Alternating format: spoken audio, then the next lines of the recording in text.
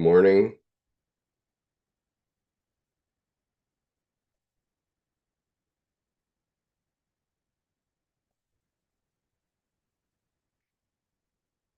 Good morning, Art.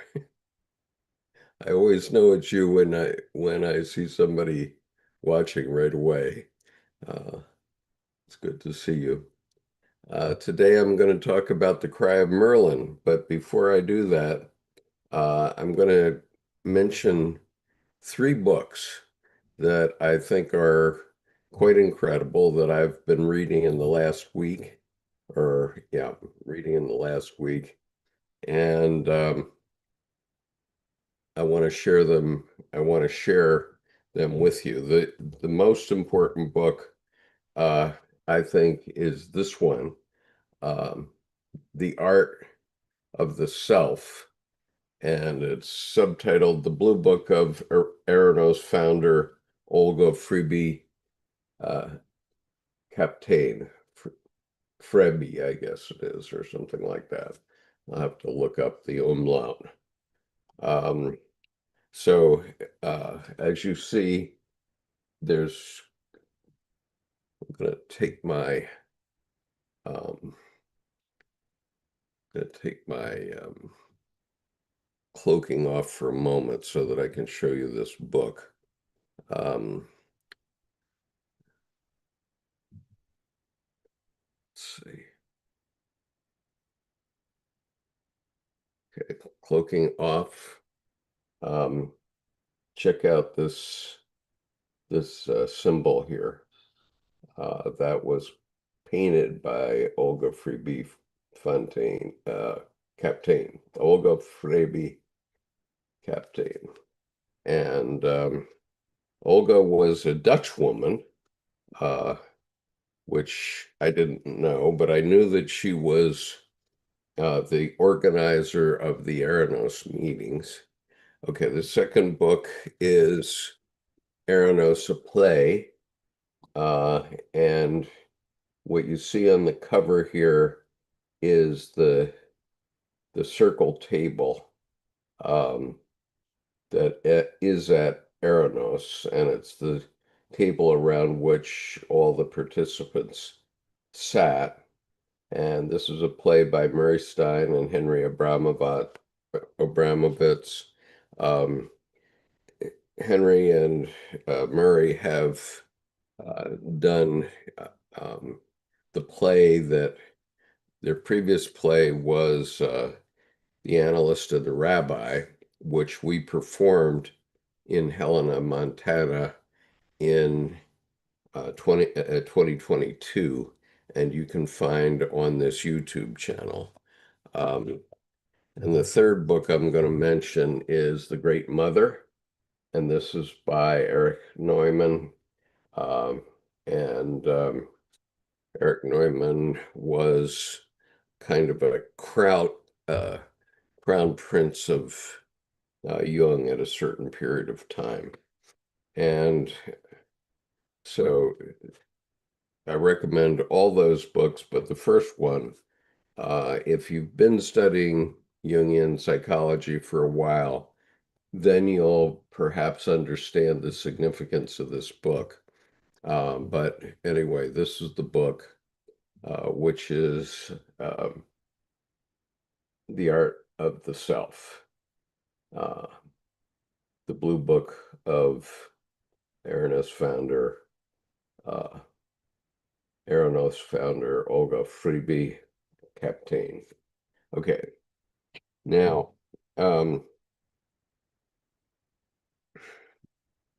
couple weeks ago, I was talking about this book, and this is the book I'm going to work with today. This is Jung's Life and Work, um, and this is the actual interviews with Agnella Jaffe. So if you've read Memories, Dreams, Reflections, let's put it this way. If you know nothing about Jungian psychology and you're listening to me for the first time on this topic, then I urge you to read um, at least the first one quarter of Man and His Symbols, which is um, by Jung himself. And I'm going to put this behind me uh, for today. This is at Bollingen. This is Bollingen behind me, and it's Jung's getaway place that he built from 1921 for 16 years. And this is the stone that he carved. Uh, and he carved it himself when he was 75 years old.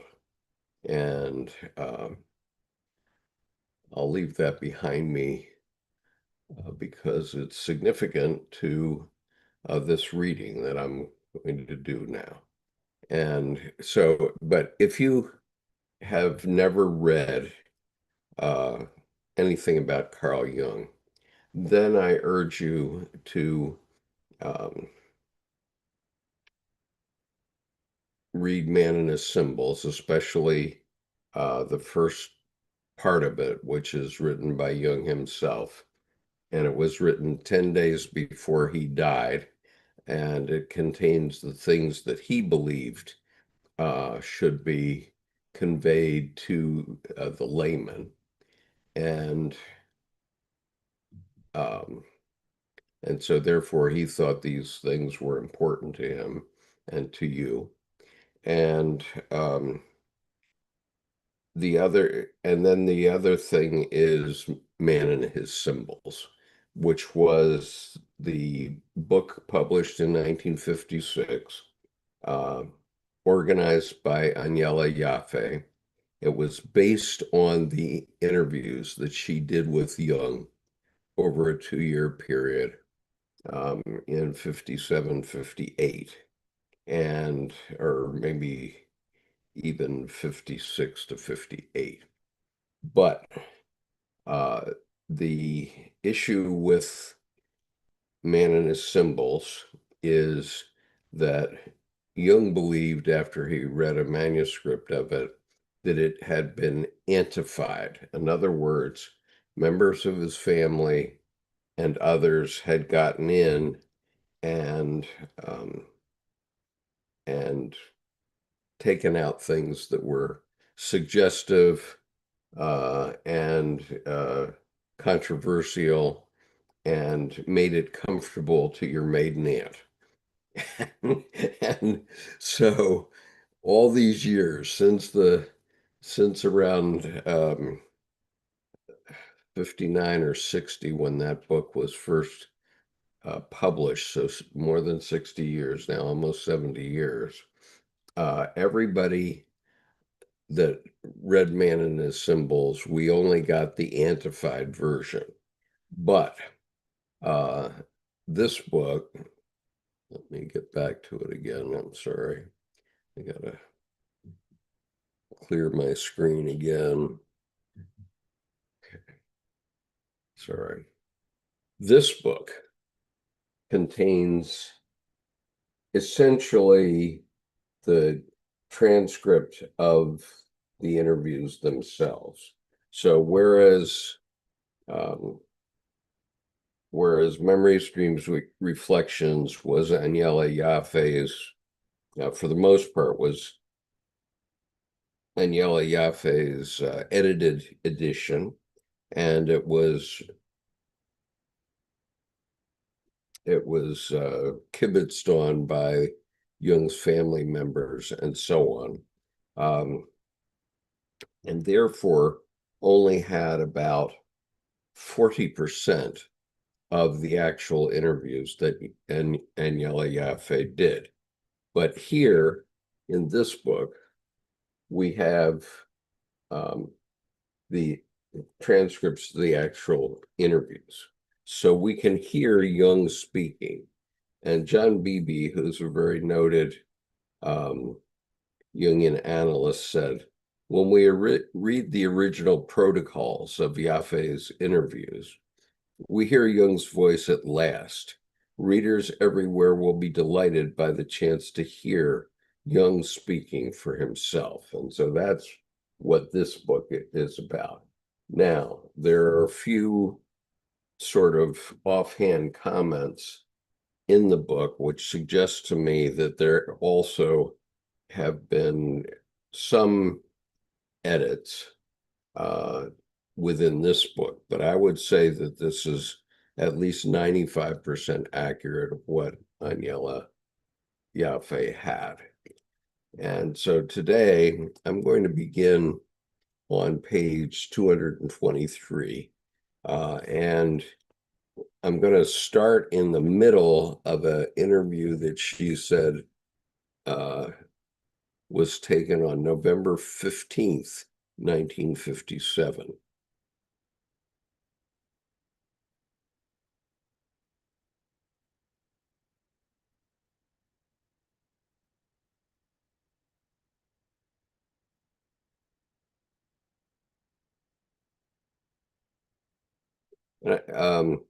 I guess I'll start from the beginning, although the Cry of Merlin comes much later in this interview.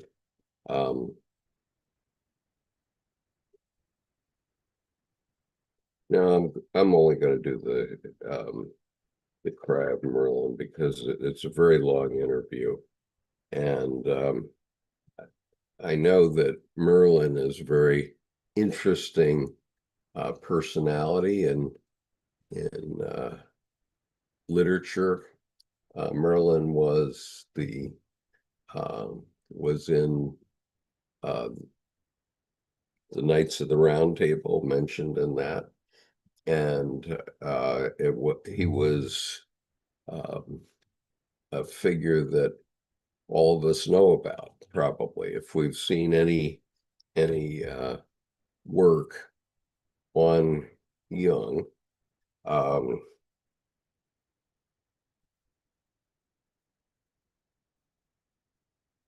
well, if we've seen movies about Knights of the Round Table or read about Parsifal or any of those myths from um, basically British history, we have heard of Merlin. And so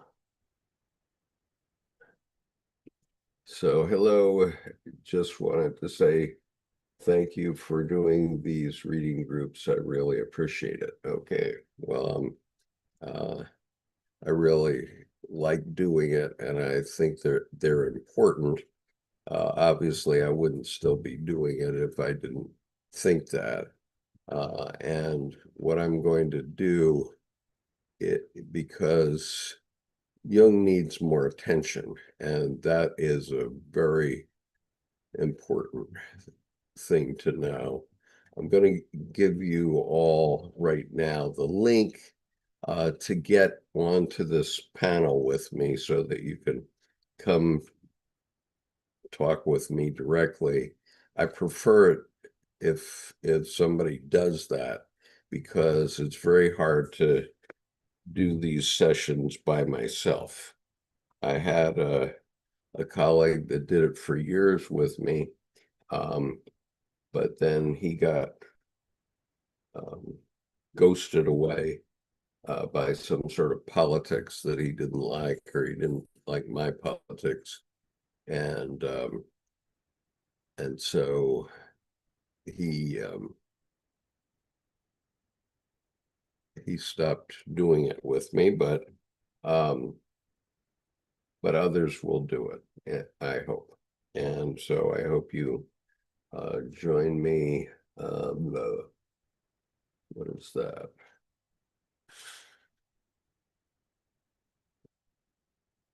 Nope, that's not what I thought I was getting here. Just a moment. Um,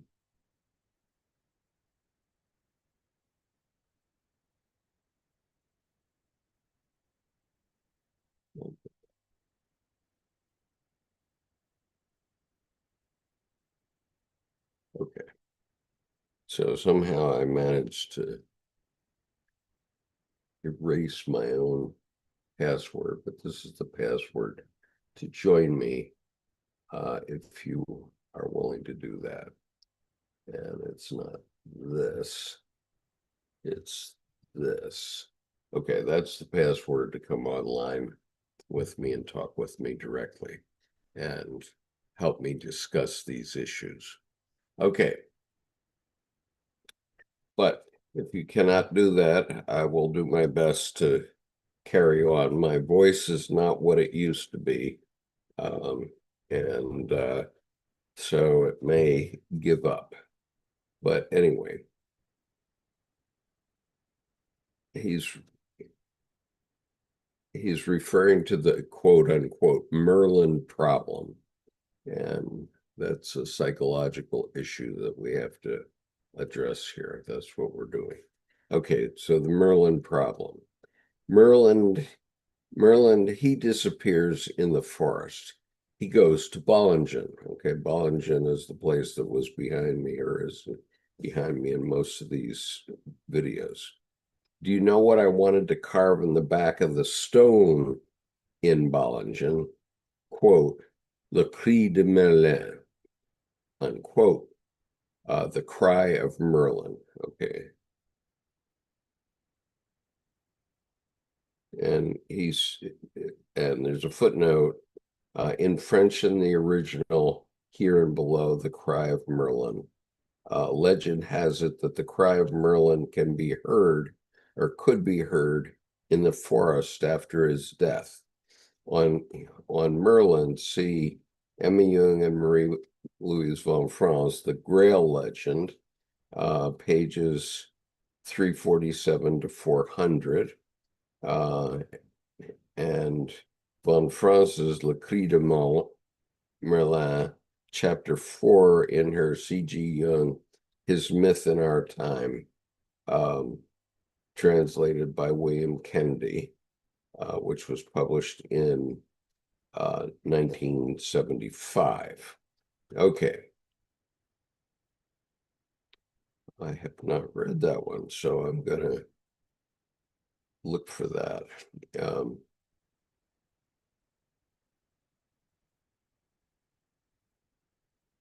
Okay, it's chapter 14 of her myth.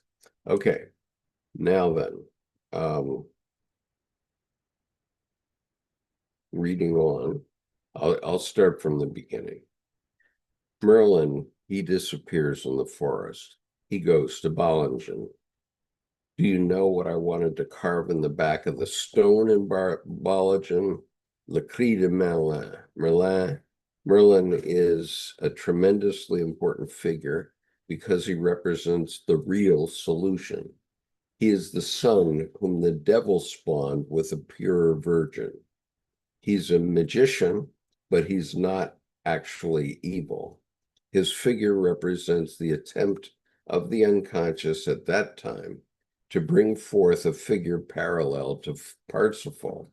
Parsifal corresponds to the Christian hero. Although Merlin's not accepted, that is why he's in exile. And hence, Le Cri de Merlin, something in me has always identified with this figure. My wife got stuck on this problem in her work on the Grail. It's an incredibly difficult set of issues. Merlin is more significant than Parsifal, infinitely more significant. He is the actual figure, the great tragic figure from this whole epic. Merlin was, of course, and before I go on, I want to then explain the stone. Okay, if you're not familiar with Jungian psychology, very quickly, when Jung was 75 years old, so it would have been about 1950, Jung was working with stones in his garden, and he had delivered from a quarry across the lake a variety of granite stones. This is one of them. And this particular stone did not meet the specification of the builder who was working with Jung. and it was perfectly cubical. It was cubical, and it was much larger than the others. And the fellow that was working with Jung said, "Oh, I'll take it back." And Jung said, "No, no, I must have it. This is my stone." And so he took this stone and he started in his 75th year. During his 75th year, he started to carve this stone, and he wanted to carve on it um, various sayings and symbols which are important for the psychology of Carl Jung. And as you see from what you can see in my background here, um, some of it is in Greek, some of it is in Latin, and some of it is just in symbology. Okay, so he was carving this stone age 75, and he carved three sides of it, three sides of this cube, but he left the back blank. And that's what he wanted, where he wanted to put this phrase, Le Cri de Merlin. And he didn't put it at all. So in a sense, um, Merlin Merlin is still exile, even for Jung. Okay, so you've heard the workup sentence. So Merlin was, of course, enchanted by his fairy, enchanted into the forest after she had robbed him of the mystery, which means that externally, his meaning has never been assimilated. Just think, at that time, in the 12th century, the time was not yet ripe for its assimilation. The Cri de Merlin proves that he is present in an unredeemed form. His history is not finished, and he is still around. One could perhaps say that the mystery of Merlin has been preserved in alchemy. There is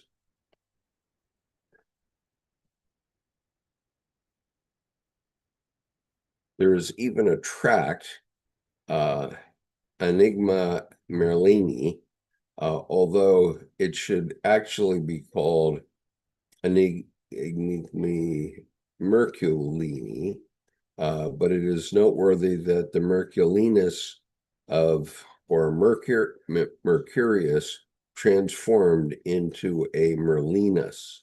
Okay, so what he's referring to here is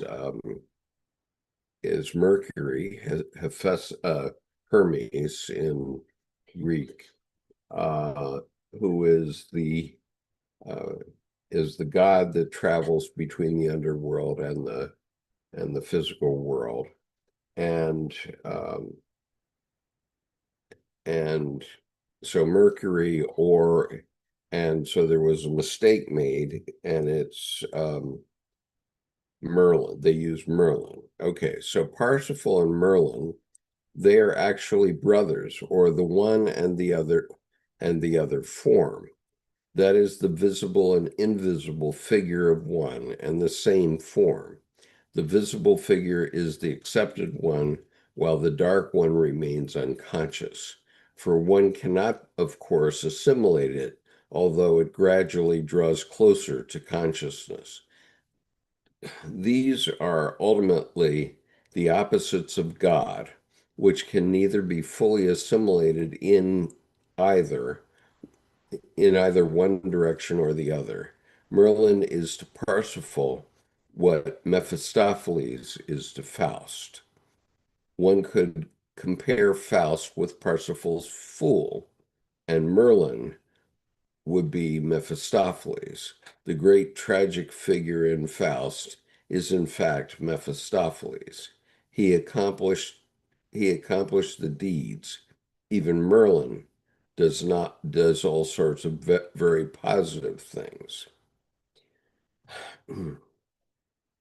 In my case, Philemon corresponds to him, and then came Ka, who's a magician but who makes things real. In our time, the opposites have come closer together, hence the realization of man and his shadow, or the problems of the opposites and all that. I am both.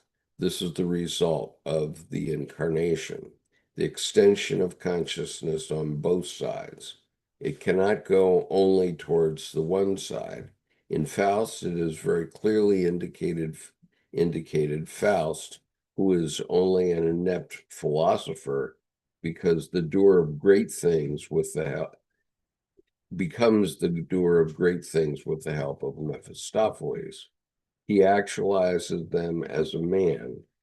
Faust has both sides, and in the murder of Philemon and Bacchus, he's already the devil himself. In my life, I always considered it my task to right this wrong. Uh, the great deeds should not destroy the past. This is why I'm with my parents in the dream. I did not accomplish something new in opposition to my parents. I preserve the cultural traditions only as much as I can, whereas in Faust, the idea becomes clear that the old is nefariously murdered by the new. Okay, now I'll just mention that um, this section comes from a dream, which is at the beginning of this on page 220. So I guess I'll read this dream. Yesterday I had a dream. Okay, so this is Jung's dream on November 15th, 1957. Yesterday I had a dream I'd like to relate to you. In the dream, I'm on a journey or at a station. The impression is a little vague. I can't quite grasp it. So I'm somehow in a foreign country and there's a large building, perhaps a station building or something like that. And I'm standing outside and there's a sort of hangar. It's an airfield. There are no planes there, but a wide field spreads out before me as far as the horizon. A dark expanse stretching into infinity, and there is an awareness in me that I'm on a journey. And then comes the part I remember very clearly, but no, it's basically also unclear, of course. It's like this. The background was like a train standing on a track. We're standing by the engine, a lot of people, and I'm with my father and mother. It was more than I knew they were. It was more that I knew they were there than I saw them exactly. And I was on a journey with my father and mother, and we were in festive clothes. And I knew we were returning from a wedding that had taken place in a foreign country a long way away. Father was wearing a top hat, and I'm also wearing a top hat. That is, I'm holding it in my hand along with my hand luggage. Rather uncomfortable. I think, how ridiculous. Why did I not take a hat box with me? I look at the top hat. In fact, it looks a bit crumpled. Mother was uh, Mother was somewhat clearer than my father, and we were, as I said, on the way home from a wedding, and then it struck me, my sister is absent. Of course, she's the one who got married. So the country we were returning from must then be the afterlife, whatever that is called. My sister died in the 30s. Last night I thought about the dream in all sorts of ways until it suddenly occurred to me my sister is missing. And then it suddenly became clear to me that this wedding can apply only to my sister. My sister is my anima. I never had a close relationship with her. She was a very peculiar person. I told you about her and about her extraordinary way of being. I always had to admire her. She died from an operation which was really only a mild intervention, but she was fully aware that it was now a matter of life and death. I only just made it to her deathbed, for I'd had no idea about the reality of the situation, and then it all happened quite quickly. So in the dream, I'm now my parents' son. I was an adult around 40 years old, so more in the middle years of my life. When my mother died, I was already in the second half of my 40s, and my father died as early as 1896. Okay. I'm not going to go further into his description of the dream at this point, uh, because he's talking about his analysis of the dream, and we're talking about Merlin. Um, so,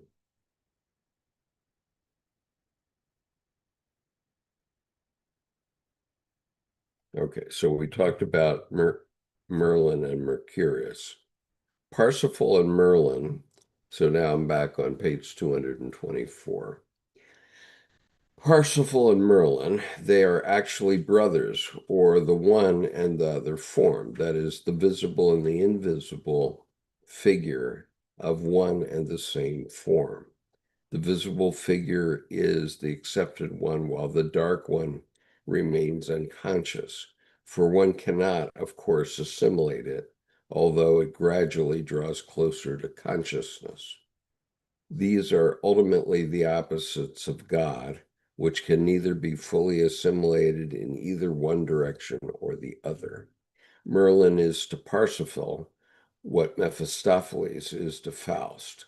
One could compare Faust with Parsifal's fool, and Merlin would be Mephistopheles.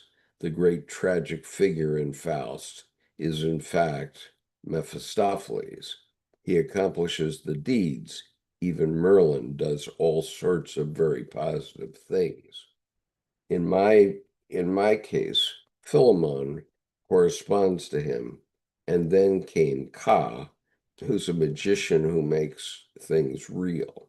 In our time, the opposites have come closer together, hence the realization of man and his shadow to the problems of the opposites and all that.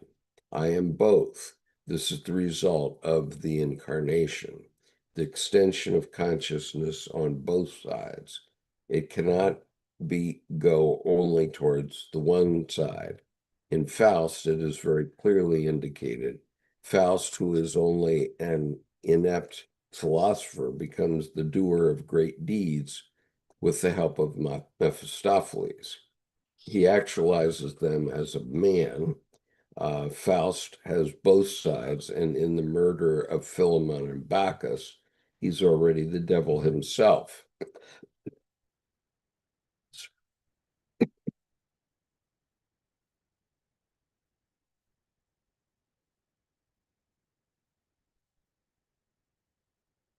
In my life, I always considered it my task to right this wrong. The great deeds should not destroy the past. This is why I am with my parents in the dream. I did not accomplish something new in opposition to my parents. I preserve the cultural traditions only as much as I can, whereas in Faust, the idea becomes clear that the old is nefariously murdered by the new. Notably, Merlin is not the nefarious innovator. He is rather much more subtle. It is highly significant. It is a highly significant thing, the problem of Merlin. It is very intertwined with the problems of our time. In the dream, there's something else that's remarkable, namely the color black. On such occasions, one wears a festive black, like at weddings, funerals, and so on. When old ladies participate in such occasions, they wear black attire, as men do in any case, a black smoking jacket with a black tie or a black frock coat. Here, Jung's father in the dream, has a white tie, but it's a black suit. Now, this scene by the engine, there was a certain blackness in it, the feeling of black clothes. And on this airfield, the vista was also rather black, not a blue distance, but it had a blackness within it, not dark, but blackish. And it was also the same with the engine. It had black, shiny metal components. This blackness simply expresses the nigredo in and of itself, and that matches very well with the atmosphere of Merlin, who represents the darkness. It was all as if some soot had been mixed in with everything, or rather a metallic quality, a coal smoke. But the atmosphere was not smoke, it was simply blackish. And for me, the cross cousin marriage problem is connected with this. I am giving my sister away to a male cousin who is, of course, also my cousin. In the fairy tale, it reads that the sister gets the unknown man and that the man marries the unknown woman. Now, in the dream, I definitely did not have a wife, but logically, the unknown woman would have to be a match for me. So the wife on the dark side and my sister married the magician. That is curious.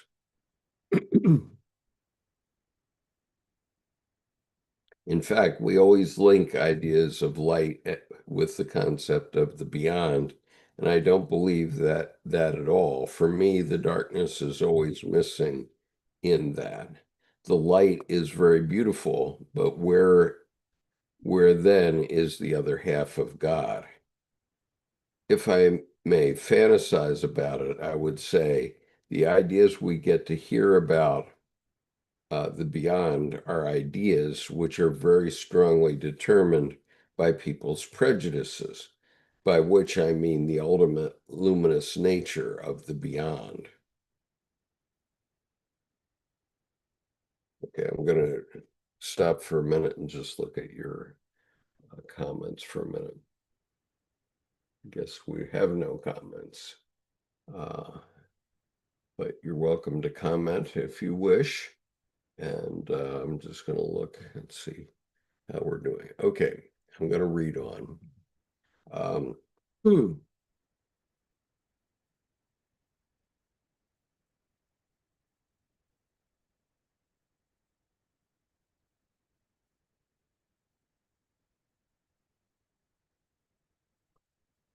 I have another idea about this. The world is consistent to such a great extent that any beyond that is utterly free of oppositional tension would be highly unlikely. My own idea is that there must be something else to it that resists fitting into our worldview. For example, the fact that there is such an insurmountable separation of the deceased from the human beings. Why? That's something against which feeling absolutely rebels. I am utterly convinced that after death something happens, that it continues, but in a way completely unknowable to us.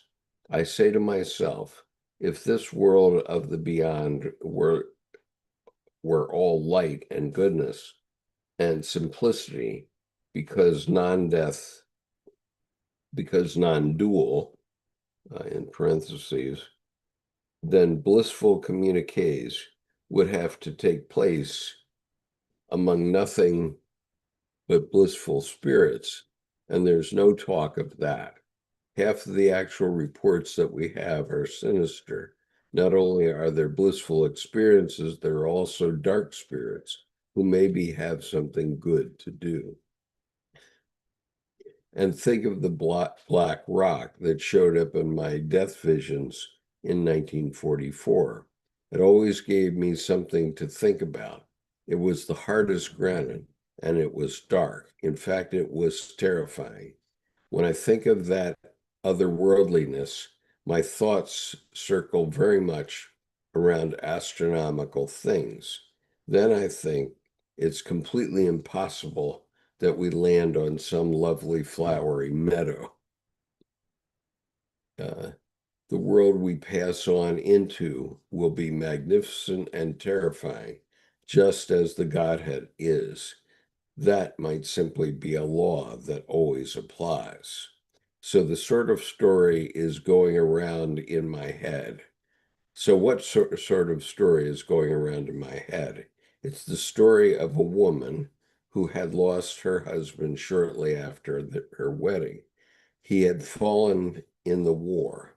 Then she had a dream in which she rediscovered her husband. He led her to a beautiful spot where there was a splendid garden. She said to him that she wanted to stay with him forever, but he responded that it was not permitted because she had a body and she had a task to fulfill in life. Then she asked him whether he could not do something to her body so that she could stay there. But he explained to her that she was not allowed to stay. Then she awoke, and from then on, she never dreamed about him again, ever again. Just imagine. Okay. Um, just want to see how we're doing here. Okay.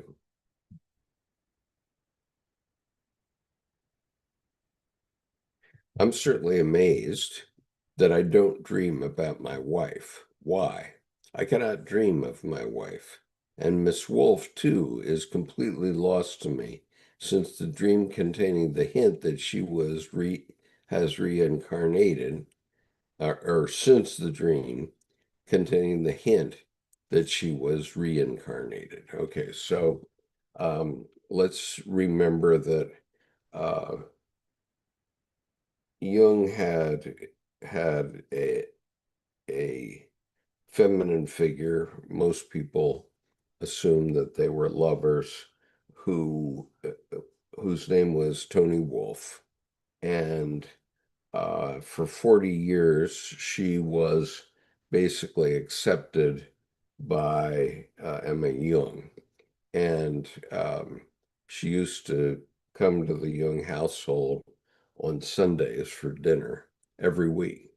And Jung used to go spend Wednesday afternoons at her place.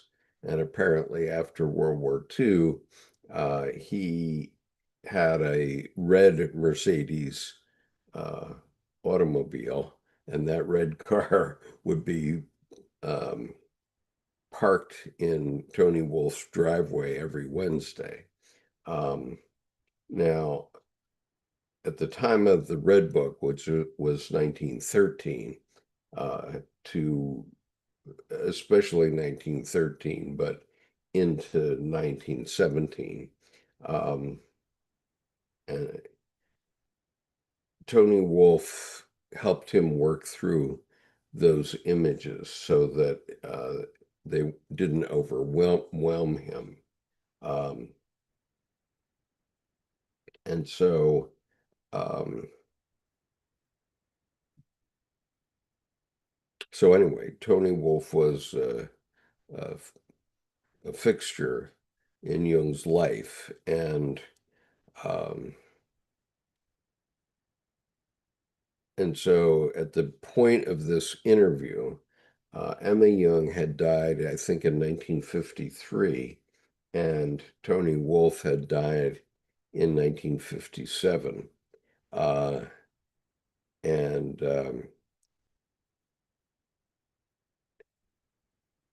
I'm sorry, Tony Wolff, I think, had died in about 1955. So 2 years before this interview. And so he's only commenting on the fact that he has no dreams about his wife whatsoever. And he only had one dream that had a hint that Tony Wolfe was reincarnated. So, reading on. Of my wife, I have no trace of a dream.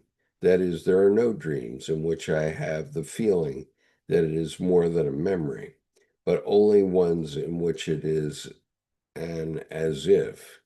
And uh, and it has been that way from the moment when my wife presented herself to me in the dream as a picture. That was actual, or rather, the communication that this picture was presented for me, that was actual, or to put it otherwise, such was the intention of the presence. But from that moment on, I have had no more dreams in which I had the feeling of a presence, but much more the feeling of an implacable demarcation, of a separation.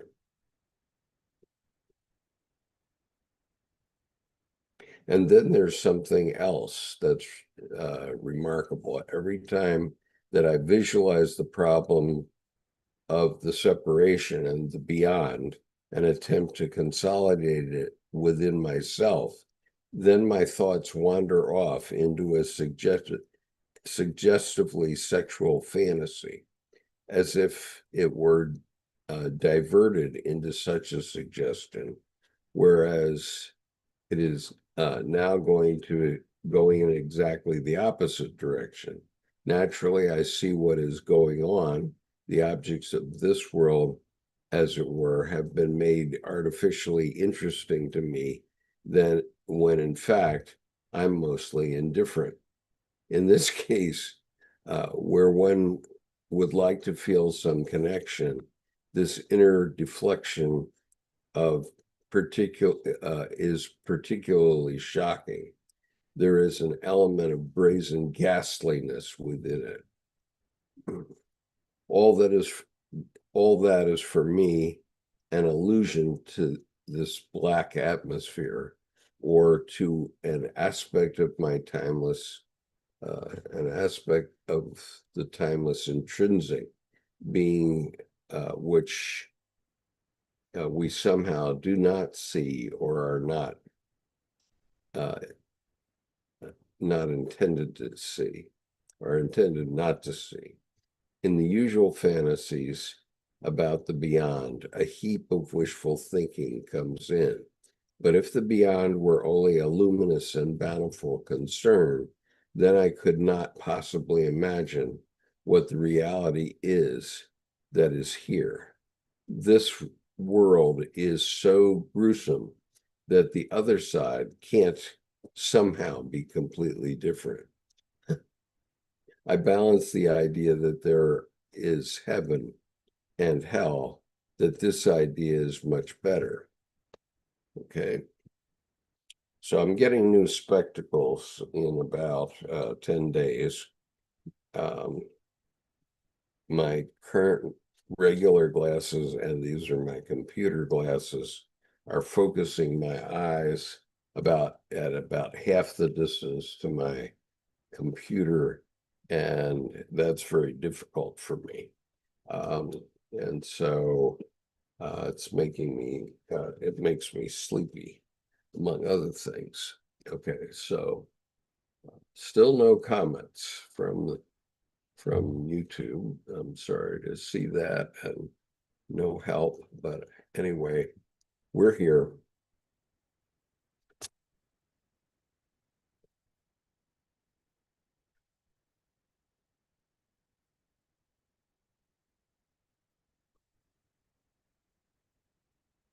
I believe that the idea that there is heaven and hell, that this idea is much better.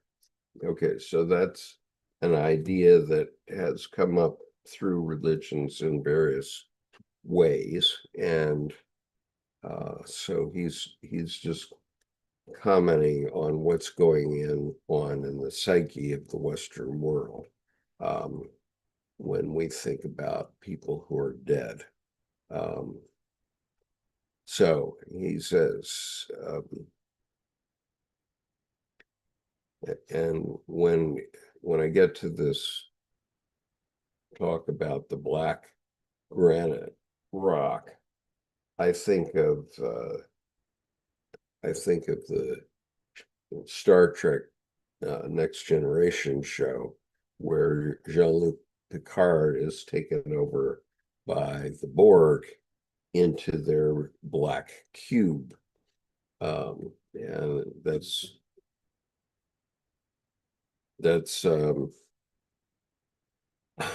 very similar to what he was talking about here. For example, in my vision of 1944, this almost black rock, it was so absurd that I thought, that is like a dark blot, such a lit lump. The earth below looked completely transfigured, but this cold black block of granite swimming in space, this was so incredibly absurd. And it was right there that my spiritual relations were to be found. I always have the idea that the Hades of the Greeks was not such a stupid concept. There people return to their own. There the philosophers speak with each other on the shady asphodel meadows, and for the righteous it even looks righteous there. What was so exhilarating in my vision of 1944 was the liberation from the burden of the body and the liberation from all meaninglessness. One enters into such a fullness of meaning that this experience is absolutely indescribable. Everything becomes incredibly meaningful, and I knew now I'm reaching the solution to all the questions of, oh, sorry.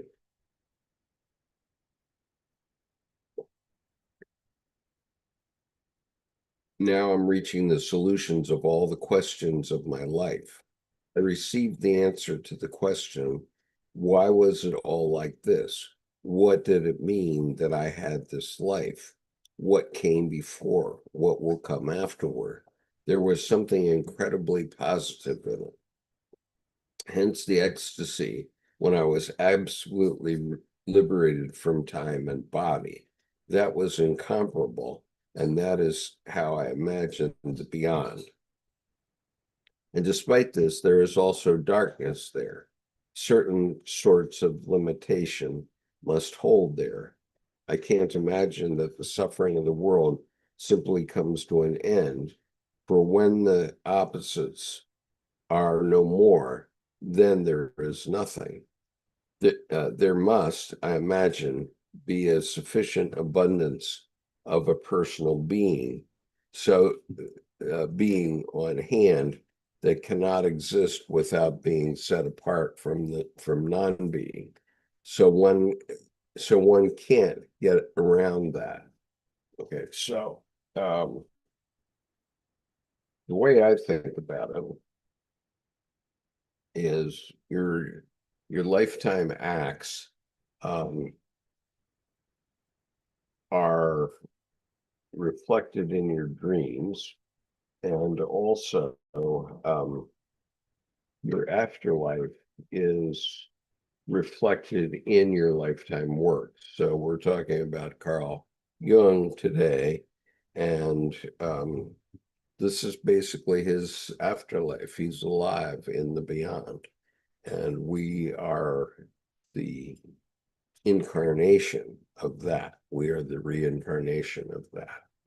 Okay, so now I'll look again. Richard says, in my experience, the alchemical zone is different from the human zone. I dream occasionally, like we all do, but my psyche, when awake, is always a dark, gloomy existence. And then he says, Hades, purgatory, pleroma. And, hi, Art. Nice to see you. And then Richard says, I have a third eye type of vision that never shuts off the spirits. They're great liars, always deceitful, and they show you all manner of things from the macabre to the beautiful, no kidding. Um, I won't comment. I won't comment today. I'll save it. Okay.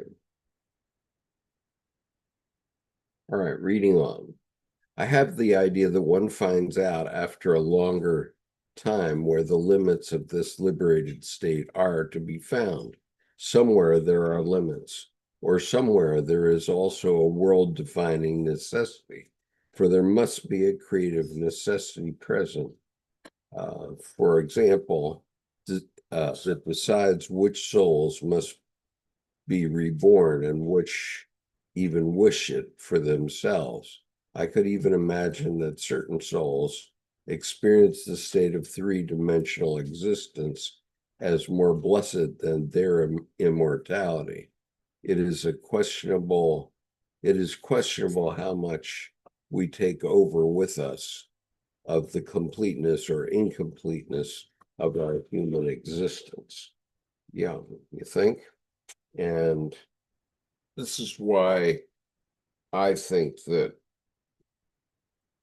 the fact of people referring to you and your life's work um, is immortality. And even at such time as it becomes so attenuated because of so many generations being born that it's very faint, even then it's out there in the waves, in the ether, and is subject to be revivified at some point.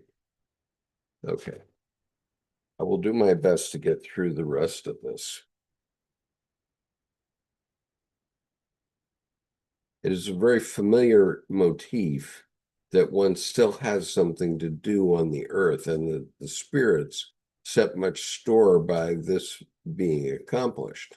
One can imagine that someone with a failed life is simply bound to repeat it once again in order to make it right, so that this thought of God is realized encore une fois, again once more. I have come to think that it is a matter of something voluntary, that one person emphasizes their convictions of reincarnation and the other the opposite, the singularity of one human life.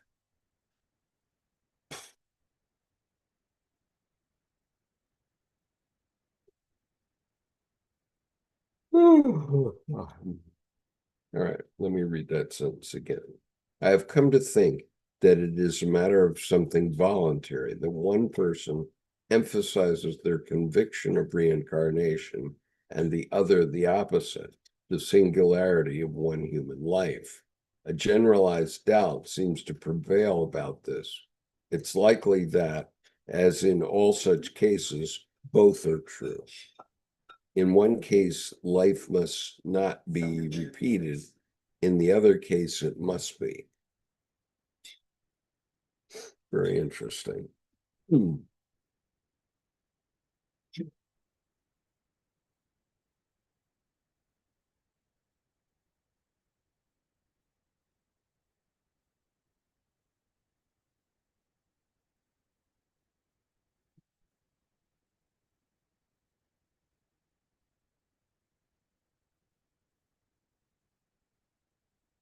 Richard gives us the words of Christ. Some will rise to everlasting life, others to eternal damnation. Yeah, I think so. And I think we now have the seal on um, the one that will go to damnation.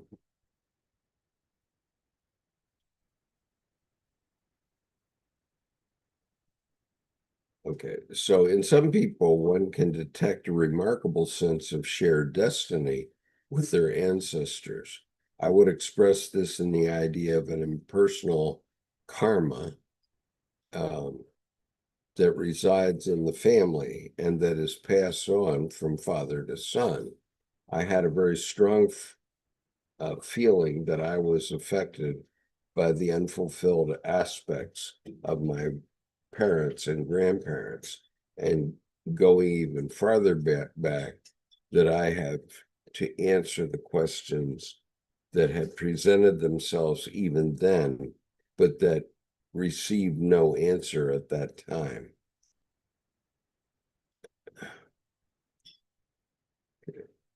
Now I'm hypnotizing myself.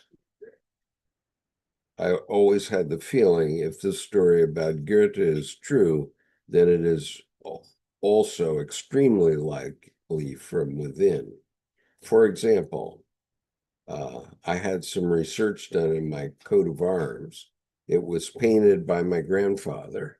It is completely impossible that we had no coat of arms beforehand.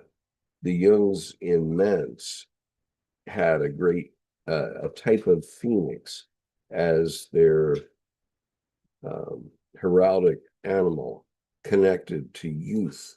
Okay, now I'm going to stop there for a moment because by synchronicity, the school that I worked in the last 3 years is called Phoenix Academy. And so it's just interesting that that should come up right now.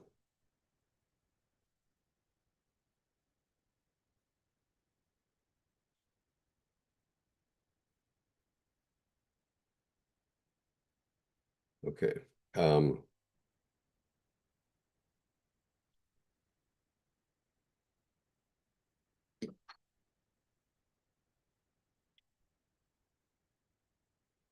Now, my grandfather had strong resistances to his father, and that was why he altered his heraldic arms quite defiantly.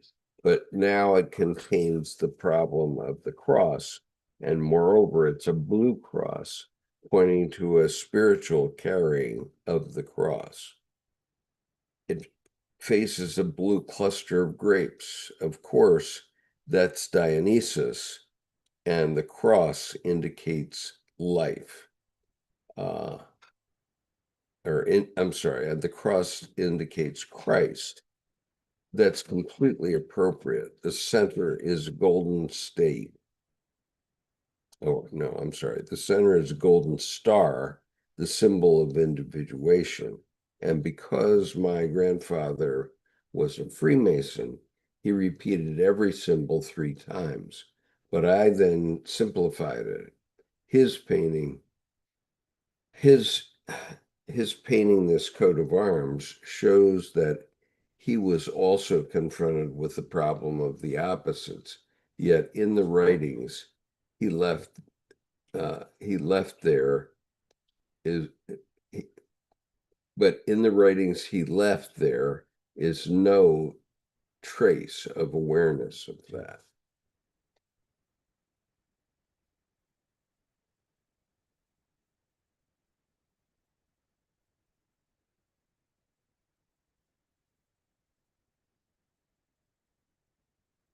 Desperate with my self hypnosis here again.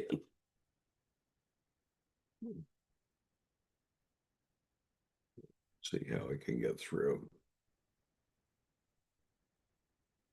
So this is the interesting part too. In Freemasonry, the in Freemasonry, though, this opposition is also to be found, but it is expressed as the opposition of Christ and John. This is John the Baptist. It is also found in the Templars. At the entrance of John's Chapel in Bubikan, Canton, Zurich, there is a carving. 2 angels bear a platter with the head of John the Baptist. One thinks it is the chapel of St. John, but it's John the Baptist who's meant here, who did not betray the mysteries. In the Median book of John, the conversation is between John and Jesus. John reproaches him that he has betrayed the mysteries, but Christ replies that the lame walk and the blind see and the deaf can hear. The conversation ends without resolution. Both maintain their standpoint. But John was never fully convinced that Jesus was the Messiah. From these contexts, it becomes clear that in the Scottish Rite's high degrees of Freemasonry, Christ is replaced by John the Baptist.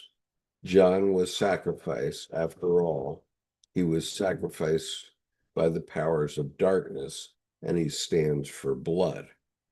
Salome, the incestuous daughter of Herod, loved him. She loved the holy man, but he did not love her. His head was opposed to returning her love. His head was opposed to returning her love. He privileged the light and did not accept the darkness that was seeking light, although she did not know it. But if she had only been an unchaste woman, then she would not have loved John. And it was precisely this that should have been noticed.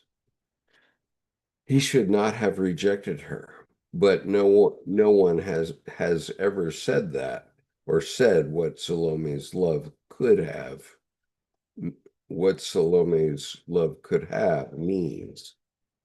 meant. Okay.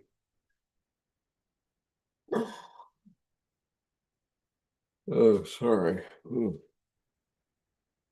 Really need somebody else on here, so by all means look up in the YouTube chat and join me. So Richards tells us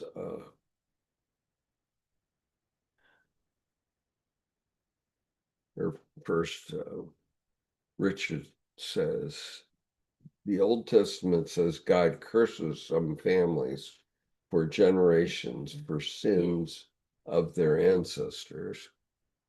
Freemasonry was originally a guild of stonemasons, nothing more, but over the centuries, dark Kabbalism used the Masons as a cover to sheath their dark workings, according to Ephraim Palaver.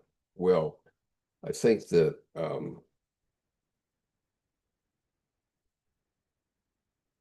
the facts there are slightly different. The Freemasons had certain esoteric knowledge, that was for sure. And the reason they got into trouble with the Catholic Church, I think, was because they would travel from city to city plying their trade. And when they did, they would, they'd carry these ideas of spirituality with them to the next place. There wasn't a lot of moving about in Europe in those years, in those thousands of years.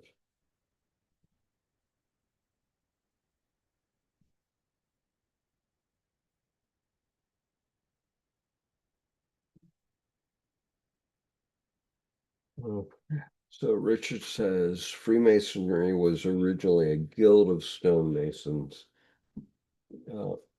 more, but over the centuries, dark Kabbalism used the Masons as a cover to sheath their dark workings. And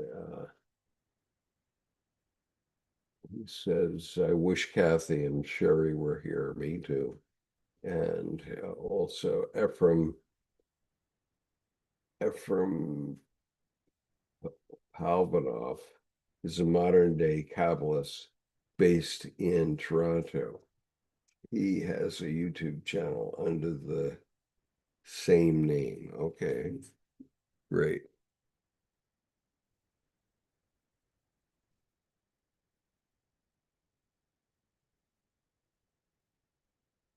Do you mean the same name as this channel, Richard? Is that what you're talking about?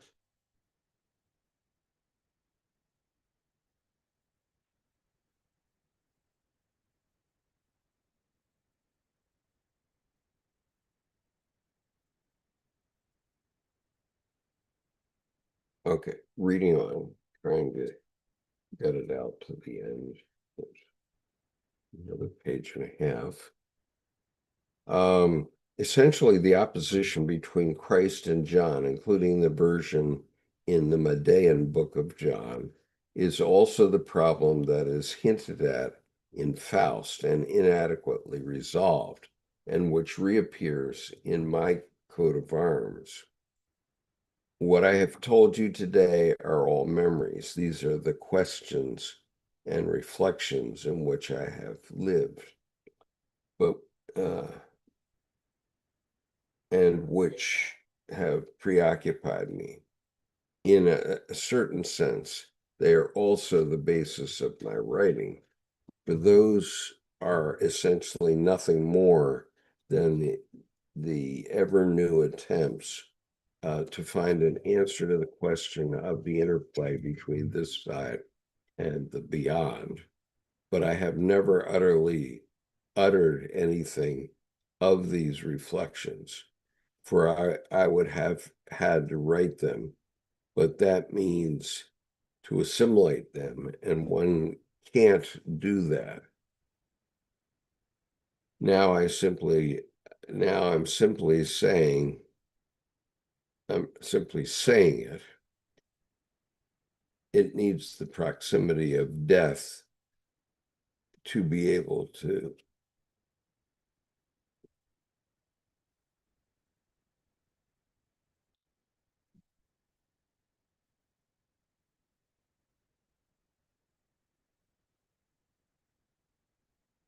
Sorry.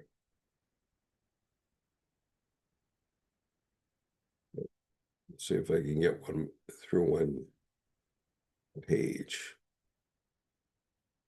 But I have never uttered anything of these reflections, for I would have had to write them, but that means to animate them, and one can't do that. Now I'm simply saying it. It needs the proximity of death to be able to say these things, to mythologize, to tell stories. That was it.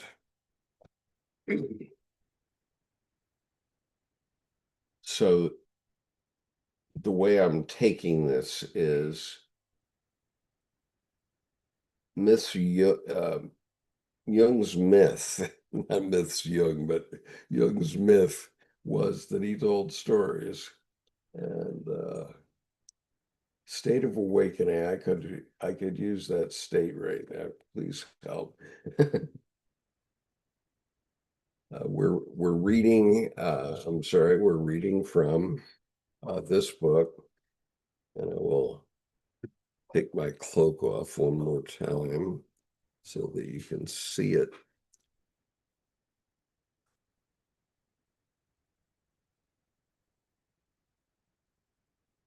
Just a second.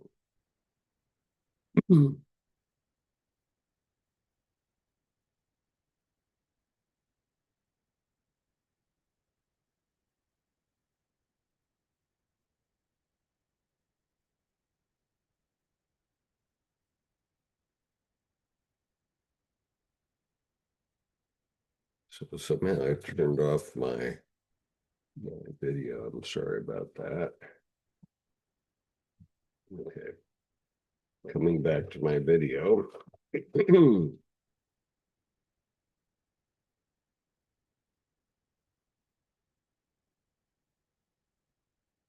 Okay, so this is the book we're reading right now.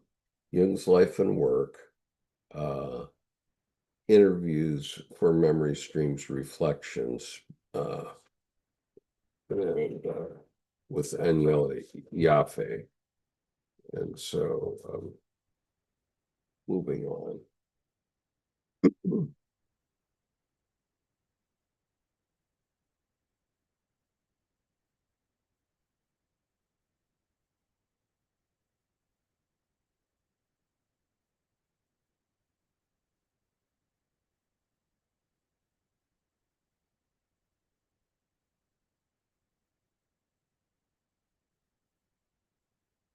Okay, so Richard says Ephraim Kalvanoff is the name of his YouTube channel, not necessarily the name of the person that's writing it.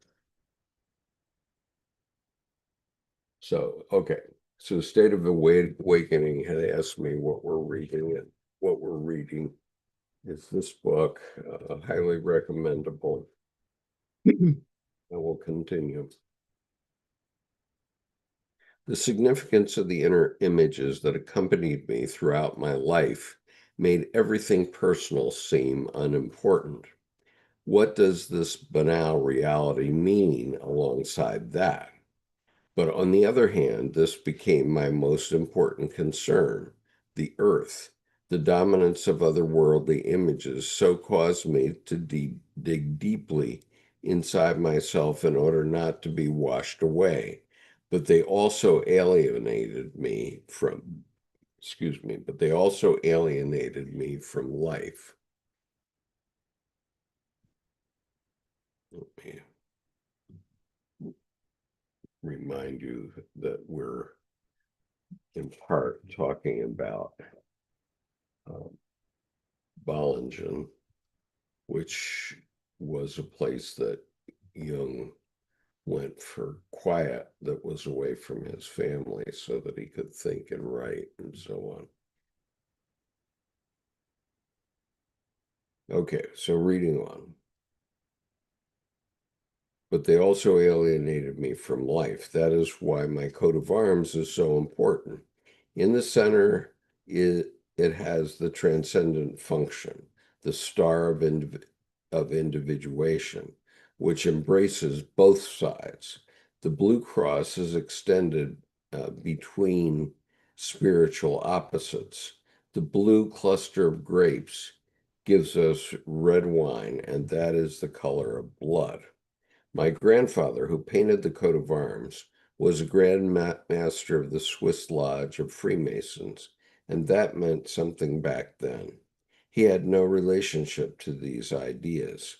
Among his posthumous papers, I found only one page where he was philosophizing. He was a very extroverted person, and this is how the page read.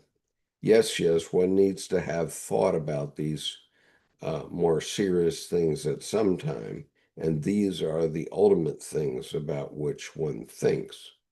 Thinking for him, however, was only a casual thought, and then nothing but more happened with it.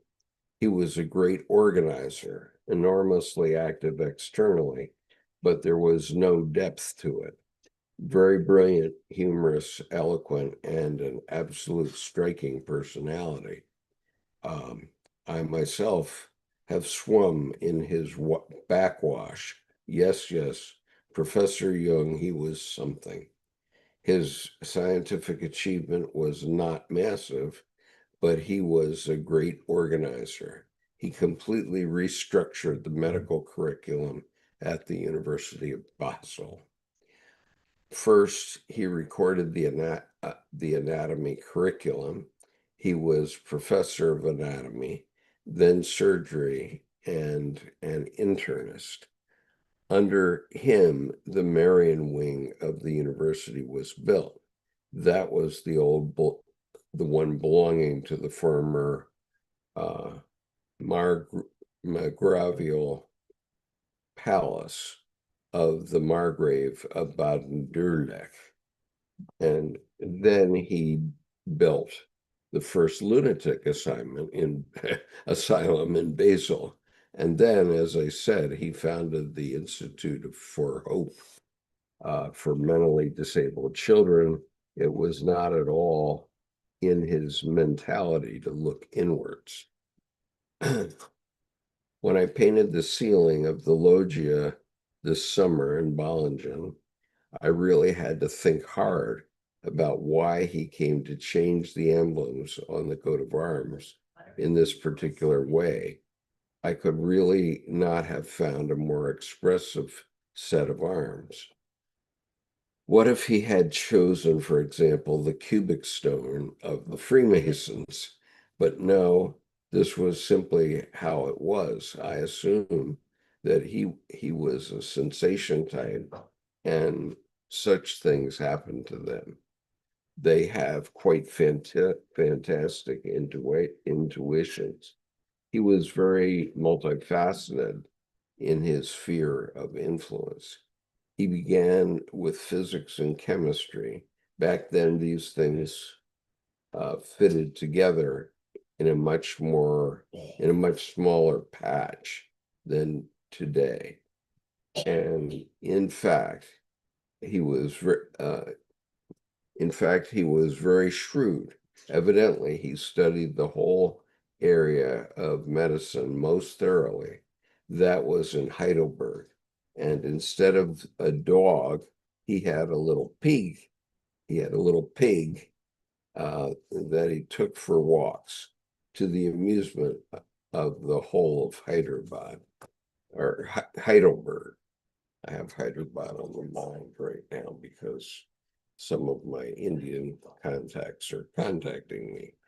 So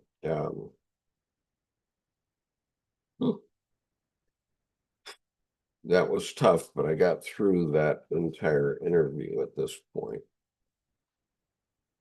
And I'm going to check what you folks have to say about it, and then I'm going to move on for the day, but I may give you some insights of my future plans.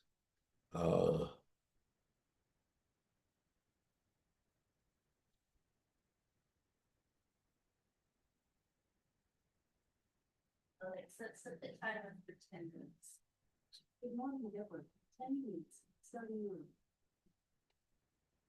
So State of Awakening says that he was delayed because he was looking for his copy of this book and offered to read. And so please do find your book. I think I may have bought this book twice myself, but I can't find the other copy. And so if you're prepared to do some reading, that would be very helpful to me. And then Richard says, Skip, I want to apologize to your wife. Sometimes I've made comments in the past that express my opinion of the Eastern religions in an ignorant light, and for that I am sorry. Okay, well, there's no need to be sorry, Richard. We accept all points of view here anyway, but if you get interested in Eastern thought, I mean, what is significant here is because of this book, and I'm going to show it to you one more time here because this is so important.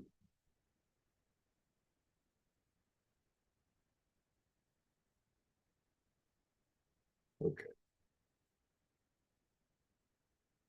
As you see, we have a Buddha here and a antique Japanese wedding doll and some other items from my wife's practices. And, hi, Kathy. Nice to see you. Okay, this is the book. This book is so important, I can't even begin to tell you. And honestly, I do not know whether you'll get the depth of it. I mean, as you see, I'm marking my copy up very, very heavily. Okay, there's a lot of very important ideas here.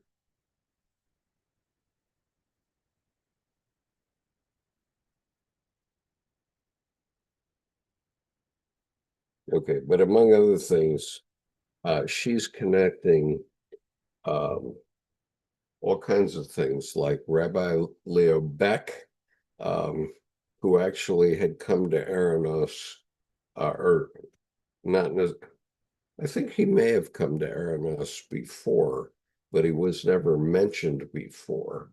And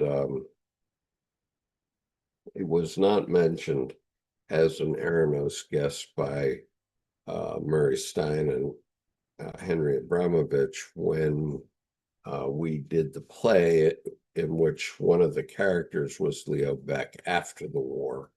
And I don't know exactly why that is. I mean, Jung and Beck had met before the war, but the impression previously was only briefly. But Riccardo Bernardini, who wrote this book, seems to suggest that Leo Beck was around long before that. And in here, I was thinking I might read.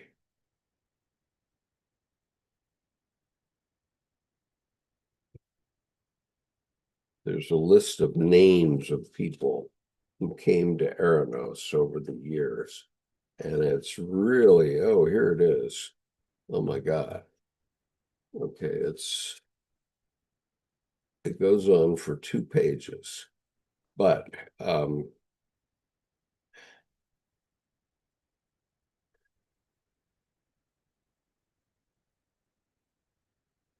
okay, so let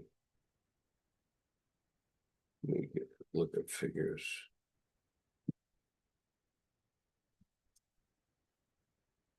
Okay.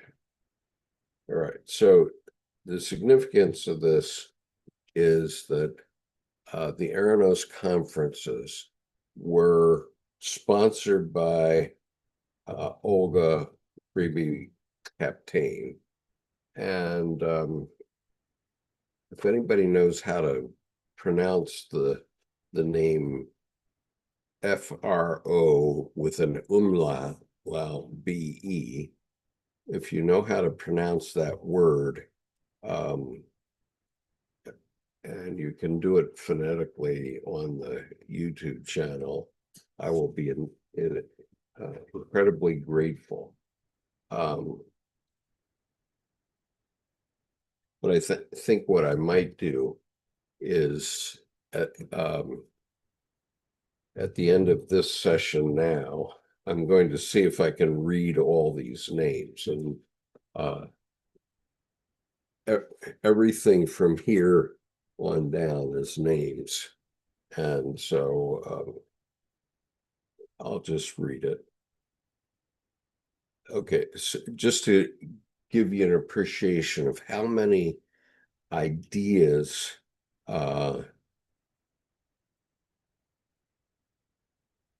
Olga pulled together. And just to mention, this play by Murray Stein and Henry Abramovich, this is a follow-on play to the one we performed in 2022, which is a 1-act play about an hour long, which you can find the video of on this YouTube channel.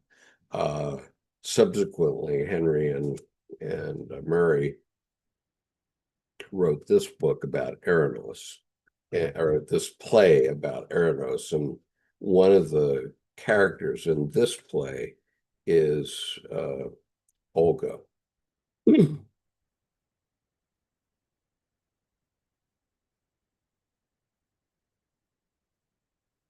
So, girding my loins to try to get through this, so that you can understand the significance of how many minds were involved in this thing from the beginning. And I found this quite incredible. In August 1933, Freebie Captain started the Aranos conferences, which would attract over the following decades some of the most influential scholars of the 20th century. And the figures in the book are the photographs of some of these people. In addition to Jung, among them were psychologists Gustav Richard Heyer, Joseph Bernard Lang, Erich Neumann, Louis Beinart, Marie-Louise von France, Ira Progroff, James Hillman, Hayao Kawai, and Wolfgang Giedrich. Historians of religions, Raphael Pettazzoni, Gerardus van der Loo, Friedrich Heiler, Joseph Campbell, Mircea Eliade, Ernst Benst, historians of Christianity, Ernesto Buonaiuti, and Jean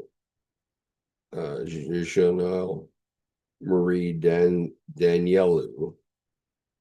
Sorry, some of these names are hard to pronounce. Scholars of the classical world, late religions, Walter Friedrich Gustav Hermann and Karoli Karenyi. Orientalists, Caroline Augusta Foley Rice Davids, Jacob Wilhelm Hauer, Paul Mason Ursel, Heinrich Zimmer, also a figure we've talked about before, Erwin Roussel, and Giuseppe Tucci. Scholars of Judaism, Leo Beck, Martin Buber, Erwin Goodenough, Gershom Scholem. Theologians, Paul Tillich, Martin Cyril Darcy, Hugo Rayner, Pierre-Jean de Menace, Victor White, Heinz Westman, and David L. Miller. Scholars of Islam, Louis Massignon, Henry Corbin, and Toshiko Izutsu. Egyptologists, Georges Herman Nagel, Charles Robert Cecil Augustine Albury, and Eric Horning. Sinologists, Paul Pelliot and Helmut Wilhelm. Scholars of Gnosis, Henri Charles Huesch and Gilles Kispel. Zen Buddhism scholar Daisetsu Teitaro Suzuki, anthropologist Paul Radin, Edwin Oliver James, John Leonard, Lawrence Vanderpost, and Gilbert Durand. Ethnologists Theodore Wilhelm Danzel, Wilhelm Coppers, Richard Thornweld, and Jean Servier. Archaeologist Charles Vera Lode, Vera Christina Schutt-Colum, and Charles Picard. Philosophers Helmut Plessner, Carl Loeth, Jean Brun, and Pierre Hadot. Art historians Richard Bernoulli, Julius Baum, Karl Moritz von Kammerloher, literary critic Herbert Edward Reed, physicist Edward Schrodinger, that's Schrodinger of Schrodinger's cat, no doubt, Friedrich Dessau, Hans Leisgang, and Shmuel Sambursky. Electronic engineer Max Knoll, mathematicians Andreas Spicer and Hermann Klaus Hugo Weil, historians of esotericism Antoine Favre and Wouter J. Hanegraaff, musicologist Victor Zuckerkyle and Hilda Marie Streit, Chinese medicine scholar Manfred Pokert, and many others. In the following years, Freebie Captain focused I'm going to call her Olga from now on. In the following years, Olga focused on further enriching the annual symposia, which were becoming a ritual, a dance, which started anew each year, but always with different dancers. For a long time, Aranis was the sole venue for gathering together experts and lay people who were inspired by different cultural and spiritual interests and unfettered by their fields of specialization. As the only European conference center to remain active during World War II, Aranos has made an extraordinary contribution to European history. Now, there's one other thing that's very significant here, at least very significant for me, and this is a synchronicity. I always thought that Olga was uh, an escapee from Russia, but that is not the case at all. She was a Dutch woman originally, and then she made her home in Switzerland.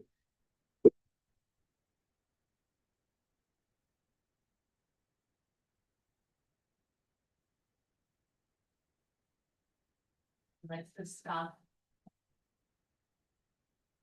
Okay, so there's one more thing that's extremely interesting here to me, and that is the afterword of this book, which is signed by Her Royal Highness Princess Irene of the Netherlands, and it was signed on June 2nd, 2025, so just last year. And the reason that that's significant to me is, aside from my Dutch heritage, which is very significant to me, her mother was Queen Juliana, and my granddaughter was named by my daughter Juliana to name her after Queen Juliana. So I have a granddaughter named Juliana because of this woman's mother. So the afterword, the harmonious interconnectedness of all of Earth's life forms is so beautifully perfect that it catches my breath once I see, feel, listen, and open up to being part of this oneness. Unfortunately, our understanding of the symphony of life has drastically changed in the history of human thinking, placing ourselves above and beyond. This has been a terrible misunderstanding, which has resulted in a grave misbalance of life itself and in ourselves. We humans need to become whole again, harmonizing with our analytical brain, with our feelings, emotions, and intuitions, as is the goal of Eranos in Switzerland. Where science and experience still go hand in hand. Science can teach us how, experience the feelings of, becoming whole, part of, in contact with our true inner nature, can lead us to the interconnection of life on Earth, opening to the true magic of nature. Since all different forms of life on Earth and humanity are actually one, every individual healing, yours and mine, can heal the whole. We can see ourselves as a droplet of water in the ocean of life. Each and every human soul healing and clarity may bring greater clarity to the ocean of life. At this point in history, it is the ancient cultures around the world that still retain the energy of oneness.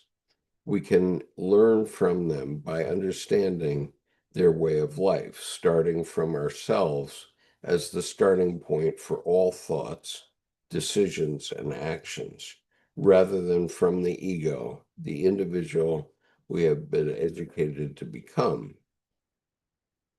Darwin understood understood that the most interconnected life forms would survive longer in the evolutionary process. These truths were understood by Mrs. Olga Freeby Kapteyn in the 20th century. She was inspired by Eastern and Western cultures, and now we can observe her interconnection with nature through her art.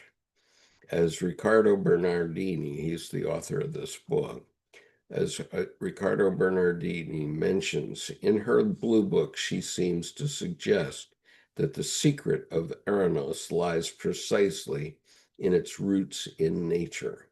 The Garden of Eranos itself was, for Mrs. Freeby Kapteyn, a metaphor for the garden of all schools, whose warmth and motherly aspect had protected a risky, uncertain, and endangered scientific work.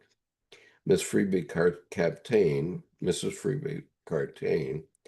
Kapteyn lived in an era when it was mainly women who were open to mystical experiences, felt deep within their souls, connecting them with nature and beyond, with the cosmos itself.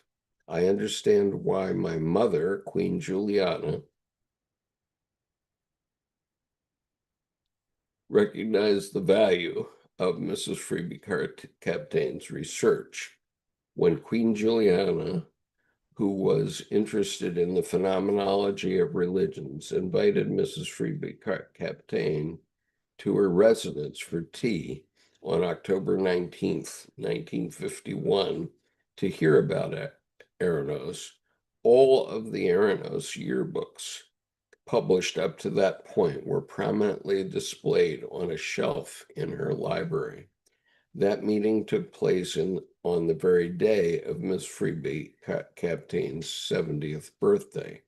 She recalled my mother's simplicity, her lack of any formality, and her interest in everything that was going on at Eranos. These elements made the 2 hours of conversation particularly light. Moreover, on the occasion of the August 1951 Eranos Conference, dedicated to the theme of man and time, a short silent documentary was shot with the aim of showing Queen Juliana a glimpse of Eranos' life. I wonder if my mother and Miss Freeby Kapteyn watched it together when they met. Unfortunately, I never spoke to my mother about her meeting with Mrs. Freeby Kapteyn and her spiritual interest in the topics discussed at Eranos, because back then, even more so than today, people were shy about sharing their inner mystical experiences. This is sad because sharing these feelings, even if words are often insufficient to describe what one has seen, heard, or understood, can help others to be less shy about talking about their most intimate truths. Focusing on ourselves has taken us as far as it can. Conflicts and killings leave nothing but fear and anger. Our anthropocentric lifestyle is no longer fulfilling because it can only bring more emptiness. Now we need to embark on a long journey to lose ourselves and discover that we are more than we know when we are in harmony with the earth. In other words, to become, to recognize what it means to be truly human, whole, and to know I am because nature is. This this book will untie, or I'm sorry, this book will unite the world of science and inner experience for you, while awaiting a future complete edition of Miss Freeby Kapteyn's wonderful blue book. I wish you an exciting and inspiring read.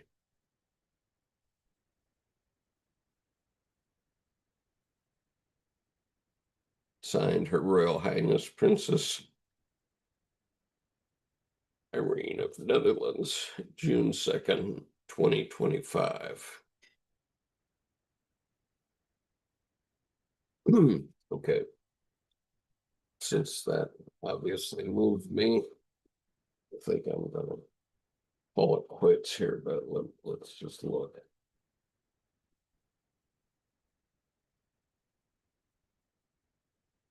Um,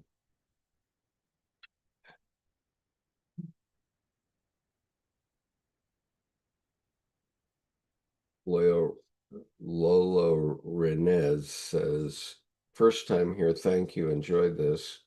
And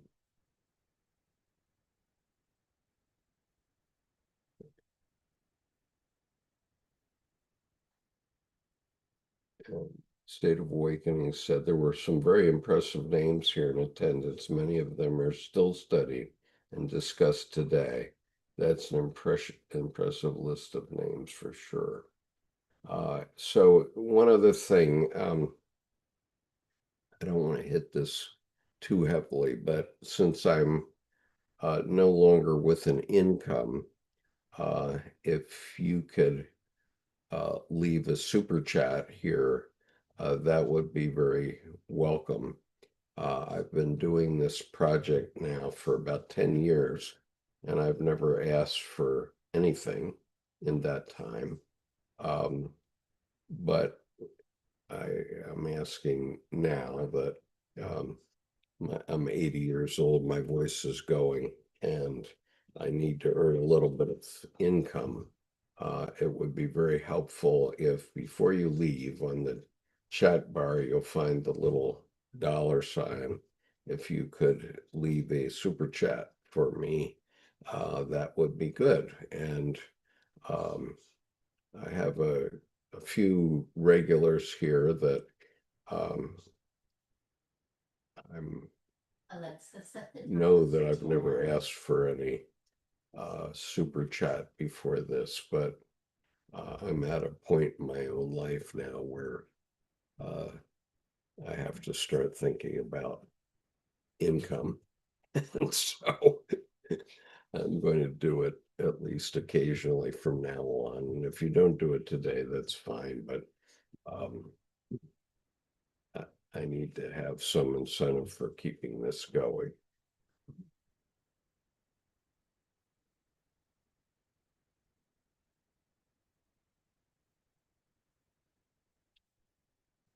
And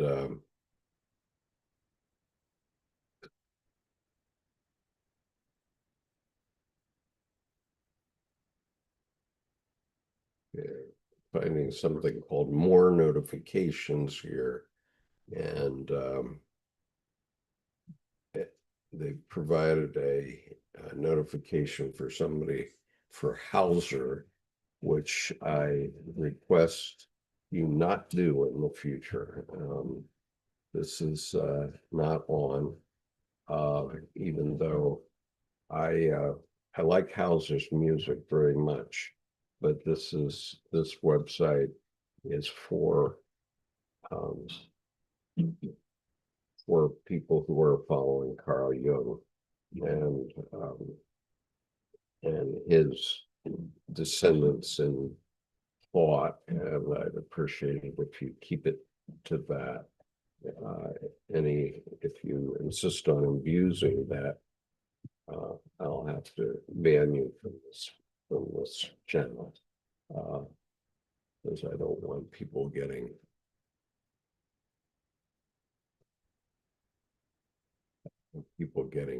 chased away because of too many notifications here.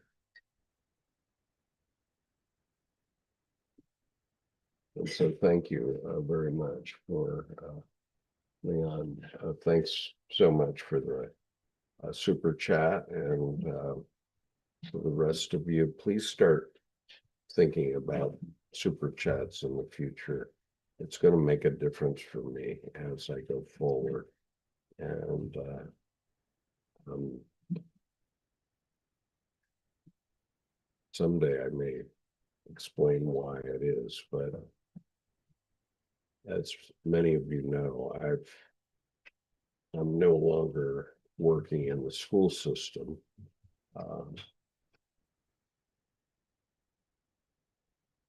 By the way, I did finally figure out how to let's see, how to sync my cell phone with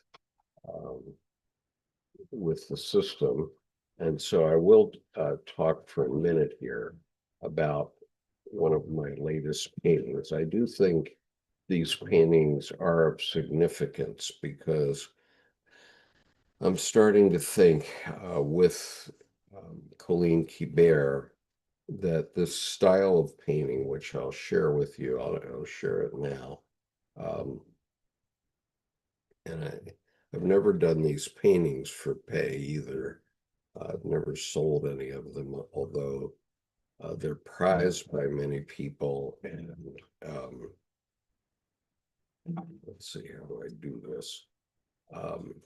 They're prized by many people. And so I know that people can't quite figure out why they like it. But many people are interested in it. So as a result, I'm going to start to do some videos that explain these things. And all I have to do is figure out how to get to it on my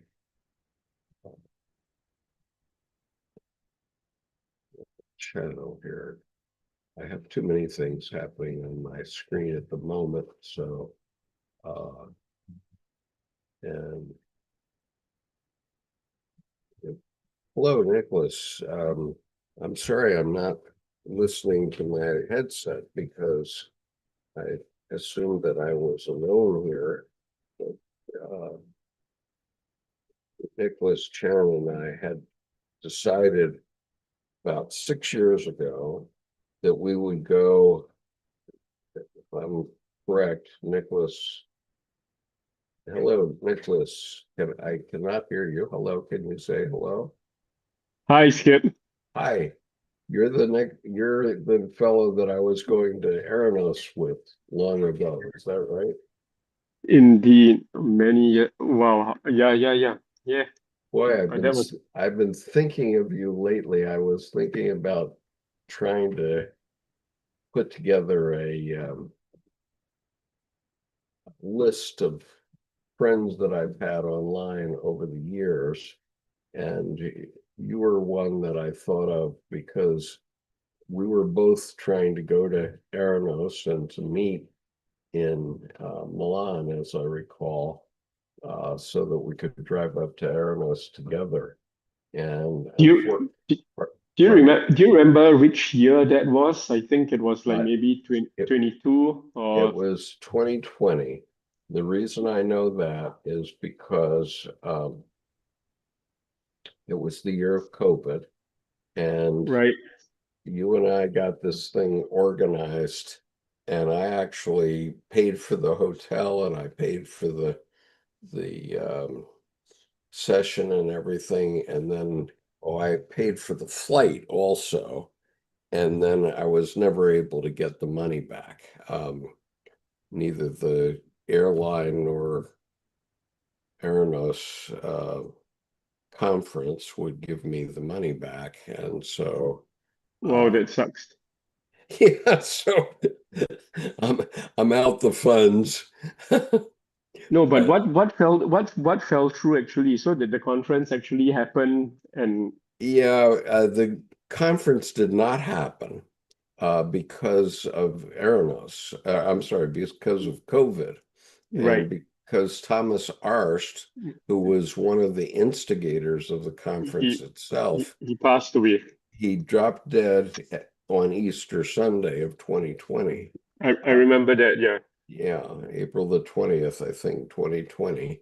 And then it was right at the beginning of COVID, and we were starting to everybody was starting to get sick and people were starting to panic and so on. So nobody dared to go, and the whole conference ultimately got canceled. And I talked to Murray about it because Murray was one of the organizers of it, and he said, well, the foundation couldn't afford to pay me back. But the money must have gone somewhere, right? Yeah, well, my money went to Air France. Obviously, that seat probably flew empty or didn't fly at all, but I wouldn't know. Had you paid by the time? No. I didn't lose any money, but I was very serious about going.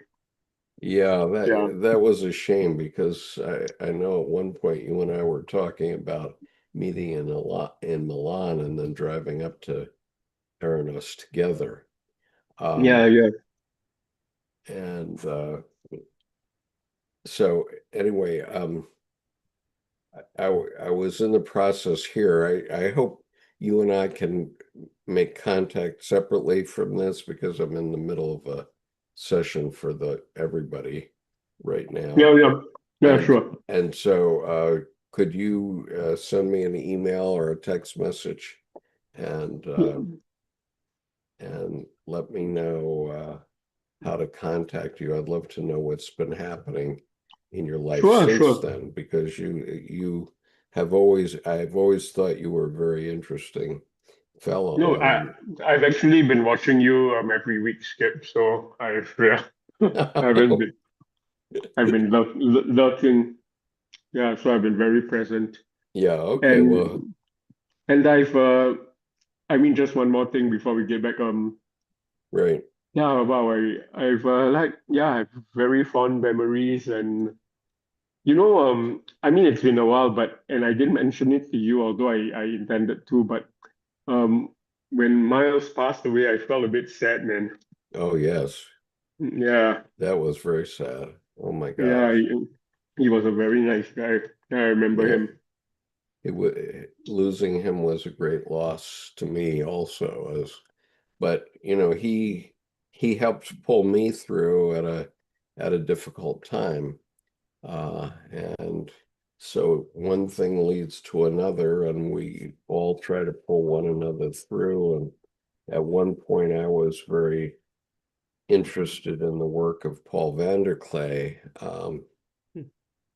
who is a Reformed minister and who still is very active online, but I've actually moved on since I was trying. At that time, I was really trying to figure out where Christianity and so on fit in all this stuff, and so that's why I think that this book is so important, because it really is pulling together a lot of the different threads that I've been dealing with from an art point of view, from many different points of view for years now, and it's making me want to go back and go through the Eranos yearbooks because uh, Queen Juliana had a full set on her shelf, but so do I. Except mine is very deep in packing at the moment because we're trying to get ready to move our home. Um, and so that'll have to wait, getting back into that, I'll have to wait um, until we get moved. But in the meantime, I had started to, before I saw your name here, I had started to talk about um, this painting that I did. And so I think I ought to for those who waited for that. Let me see if I can find this painting now. Oh, yes, there it is. Okay, so this is my latest painting, and it's based on the approach that Colleen Kibert and I have been following for years now. I've been painting like this for like 2.5 years, thanks to Colleen. Colleen is the person who taught us to paint this way, and her book, which is called The Spirit in Art, or Art and Spirit, I guess. Art and Spirit by Colleen Kibert. I'll put it in the YouTube chat. Is a remarkable book. And so I'm putting it in the chat now.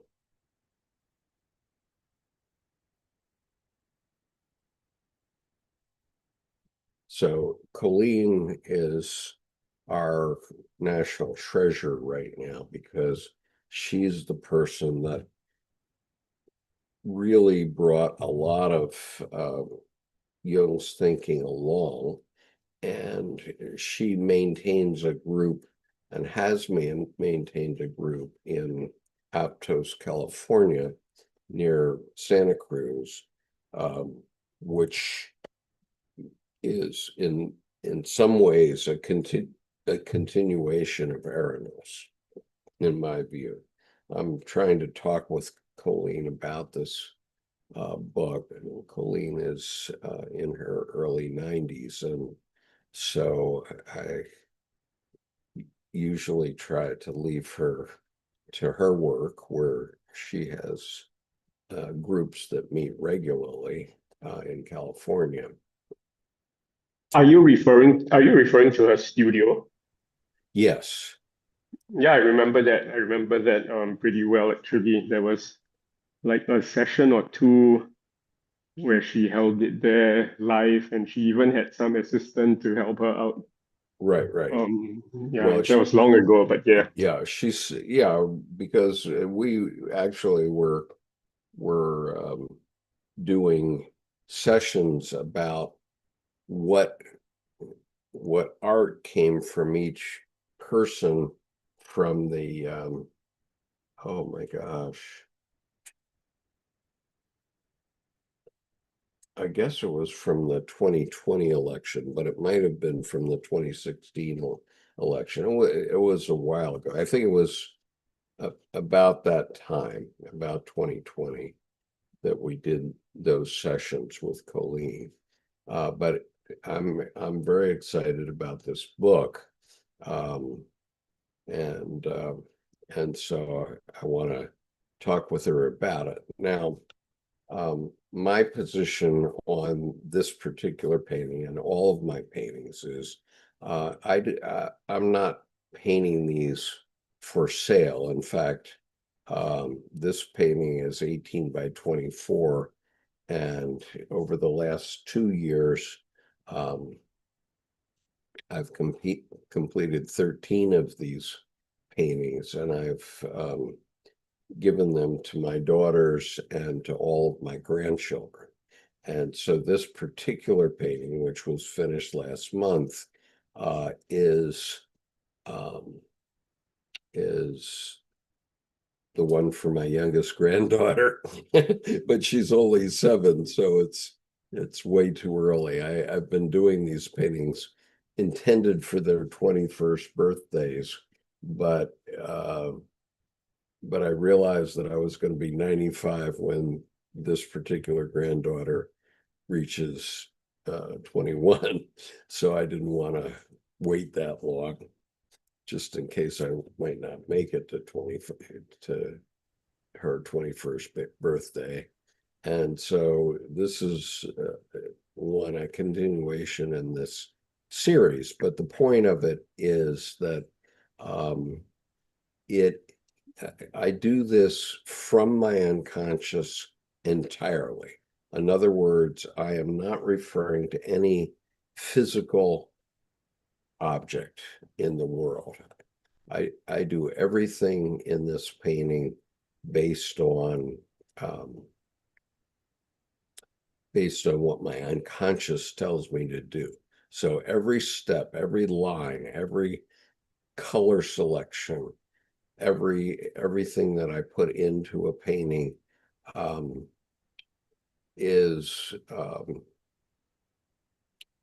comes from my unconscious. And I do this as a meditation technique every morning. And I've already done it for an hour this morning, in fact, on a later painting. But then when I go back, I find, oh my God, there are some amazing things here. And so what I see in this, just for interest's sake, I'll just point out a couple of things that I see. One is the circle in the center is representing the self, and I've been representing that with fluorescent white paint. And in fact, all of these paintings are all the paint on these paintings is fluorescent. So when you look at them, especially if you look at them in a frame and walk past them, they are constantly changing. You see new things in them all the Yeah, time. if I might make a comment, Yeah. it I mean it's very nice, but it looks different from your not say different from your usual style. It's like your usual style, but I think what's different for me is that it's a lot more defined. Mm-hmm. Yeah. Why? Like I Yeah, go I ahead. remember your or I mean I don't know if it's maybe your last few paintings have been different, but I remember usually your sorry, I can't think of a better word, right? And this is not a good word, but it would be a bit more smudge, or just like how do I put this? Like everything here is like it's defined and contained and closed. Yeah. Like what I mean? It doesn't bleed into like everything is outlined in a sense, especially the white thing Yeah. in the Well, middle. Yeah. so one thing I've started to do with this is that I've started to make the lines with fountain pen ink. And that's quite intentional.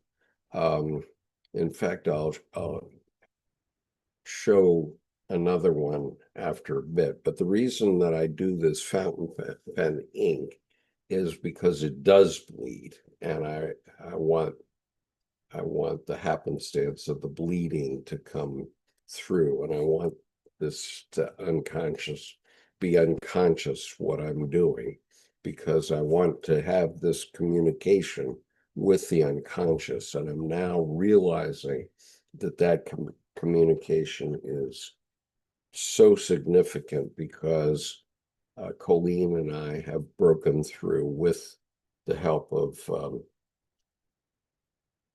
Mary Fidelis, who had died about 5 years ago, but who was a 94-year-old graduate of Stanford and an art major at Stanford.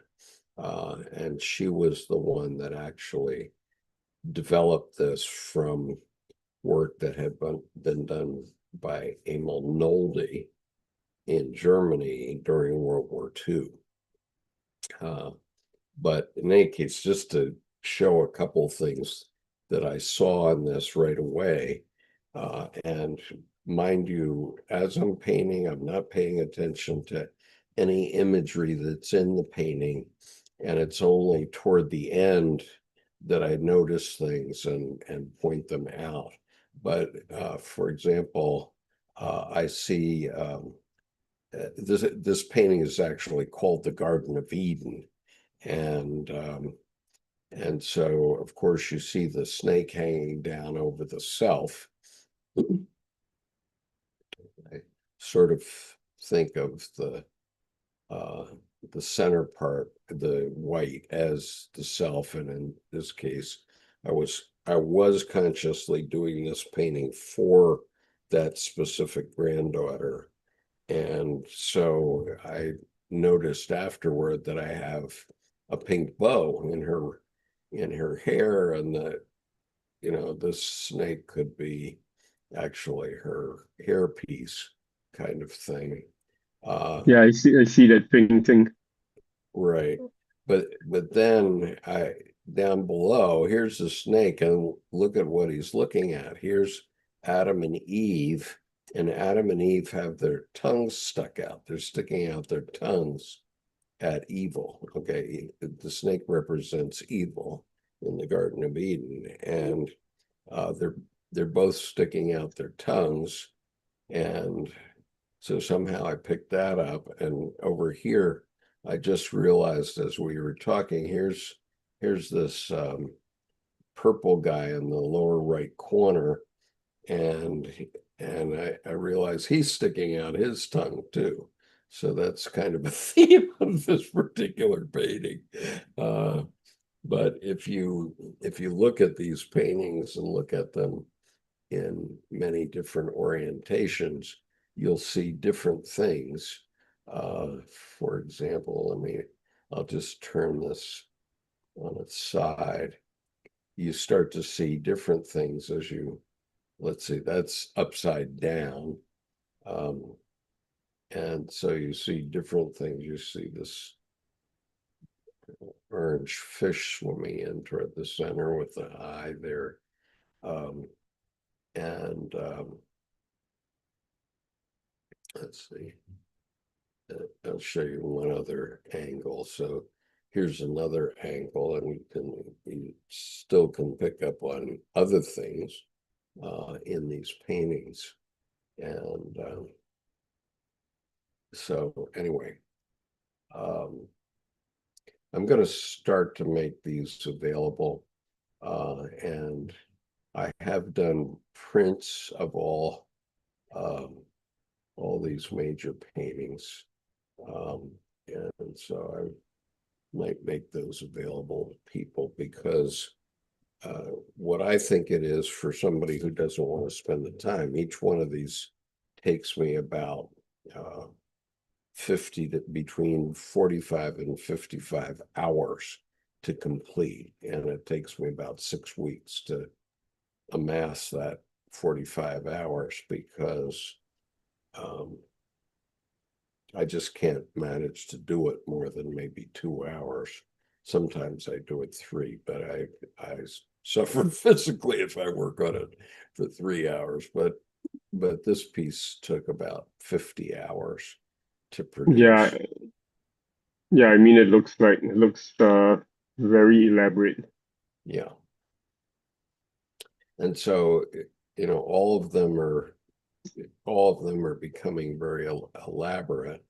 And mainly I do it for my own benefit as a meditation technique.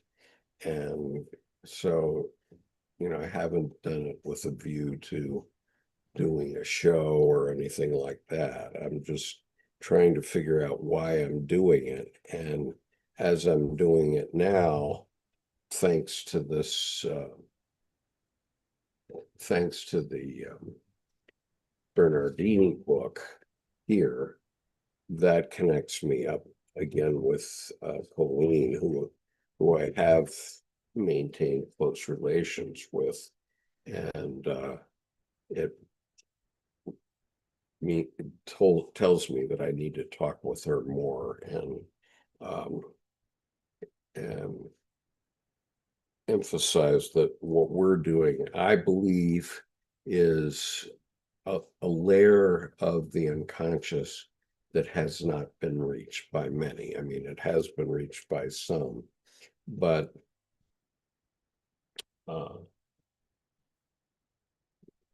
if I look at the work of others, most people make an effort to intentionally include a a physical uh,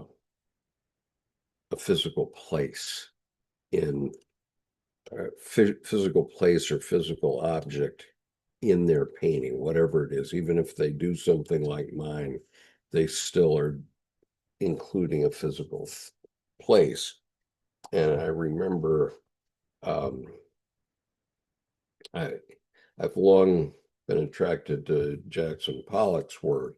And there's a very interesting line in the movie Pollock, in which Lee Krasner, his wife, later his wife, but this is before they were married, she comes into a room where he's working on a big mural, and and she looks up at this painting, and she says, but Jackson, you have to refer to something in nature. And at that point, he was I including, am nature. yeah. And he says, I am nature, right? That's right. And and that's the point here, that it's connecting with nature itself when you do this sort of thing. And of course, if you're very deeply into meditation, as my wife is, um, you can achieve the same level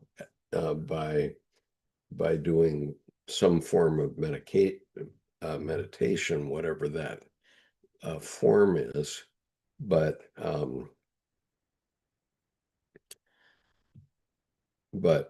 let's see, I'm trying to think about how to get to my next painting, by the way. So How is Debbie, by the way? oh, Debbie's good. Debbie's very Good. well. That's Uh, good to hear. let's see now. I want to show. Thank you.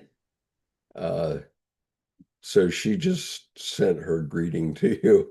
She's saying No, hello. She's saying hi, hello. hi Uh, Debbie. Yeah. and so anyway, let me show you another painting. This is by Tim Holmes, and it's a painting that was done. I started to ask him to do some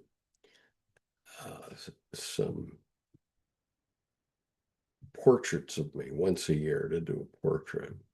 And so at this point, we have a fairly good collection of such portraits.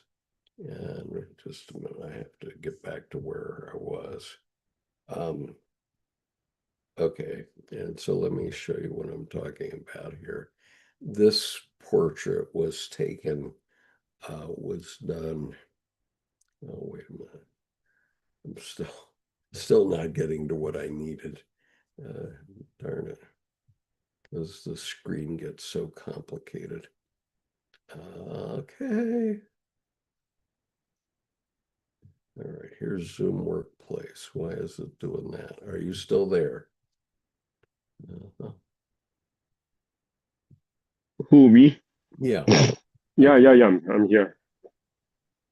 I have a very confused screen at the moment. There, I need to pull this way up and over to here. Then I can show this. Okay.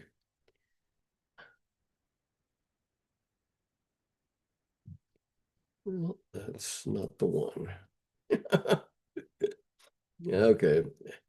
Um, I may have to yield to another day. Um, there it is. Okay. All right. So now I can share it. Okay. So this is a Tim Holmes painting, and and what he's done is a portrait of me with one of my students, and this was done with the student's permission. And Tim is doing a combination. So what I'm talking about, Tim is a professional artist who's done his work for 50 years. I mean, he went um, to art school back in the 70s, and so this he did this year, and what's significant about this painting is, among other things, is that it does contain many secrets like mine do. For example, on the right of the young man's left shoulder, you can see a pair of eyes. Can you see the eyes? And it's, if you look at it, if you see that as eyes, then you see a woman lying behind him, which is kind of an anima figure, but she's much larger than life. Are you seeing that? On his right shoulder. Over his left shoulder, over his left Oh, shoulder. no, his Right, left right here shoulder. where my cursor is, if you can see my cursor. Move your cursor a bit. Yeah. Oh no, I can't see your cursor, but what I see is It's it's a green, okay, yeah, yeah, yeah. and the pupils of the eyes are dark green. Uh, it looks like a platypus crocodile to me. Is it? Okay. No, no, Well, that's am I getting it? no, Am I getting it right? well, no, I think it's a woman lying on her side. Okay. Wait, Huh? let me Pardon? see. No, no, Yeah. cause there's this beak kind of thing that's right to the left of his neck, and then there's like kind of Yeah, two there's one. eyes, Yep. but it's not. There's one It, there too. You see you see either a ghost or a nose of someone and so on. There's a lot of stuff there. Okay. And so Tim is doing it. He's not doing it as his primary thing because I think that for him he's a professional artist, so he has to earn an income hmm, um, from his work. Uh, right. and up till now, I haven't had to. So let's see. Okay, I'll just show you here my diptych. Um,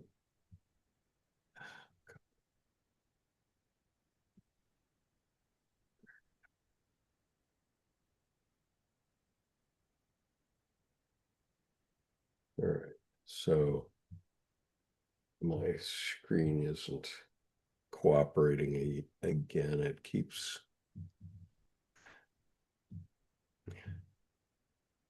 hiding stuff on me, and then I have to hide it back. Um, and so I have to figure out something about that.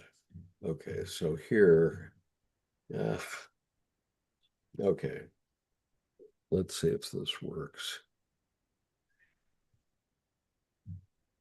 I am back to my Zoom screen.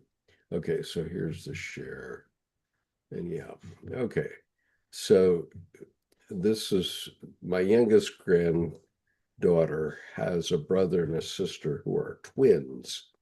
And so I decided for them, for their piece, and this is two pieces, both of them are 18 by 24.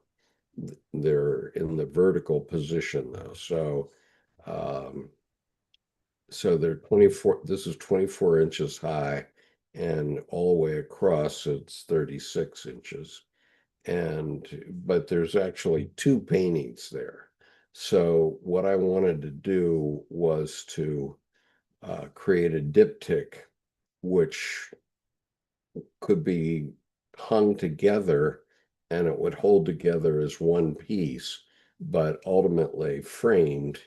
Uh, it can, each one can take one their side of this painting. And so on the left, you see a nautical scene, and on the right, again, you see crabs and things, a lobster, and they live in lobster country and up in Massachusetts. But also of interest to me, these two brown circles in the upper left of the girl's painting, uh, look like a pair of glasses to me, and they remind me of my mother's glasses, and the shape of the glasses and the face.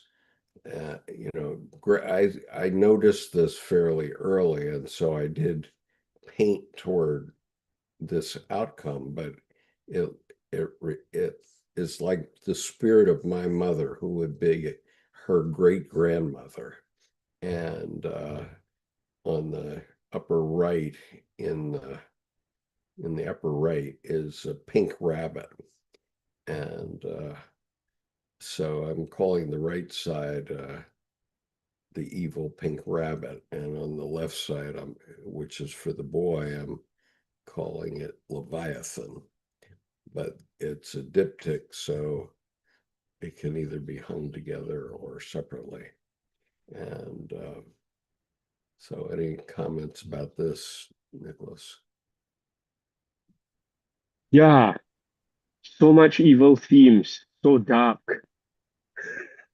Yeah, it's very dark, but No, it's not dark, but I mean, what's with the evil?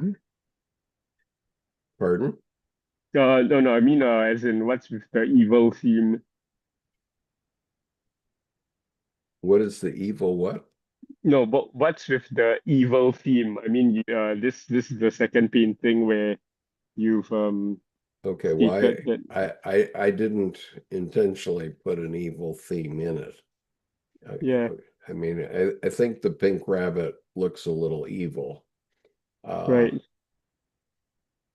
and the pink rabbit is actually uh, holding the head of an individuated person, uh, for what that's worth. I don't know what that's worth, but anyway, I mean, it for a viewer like you, this would just be a meditation piece that you could look at for years and find all kinds of stuff in it.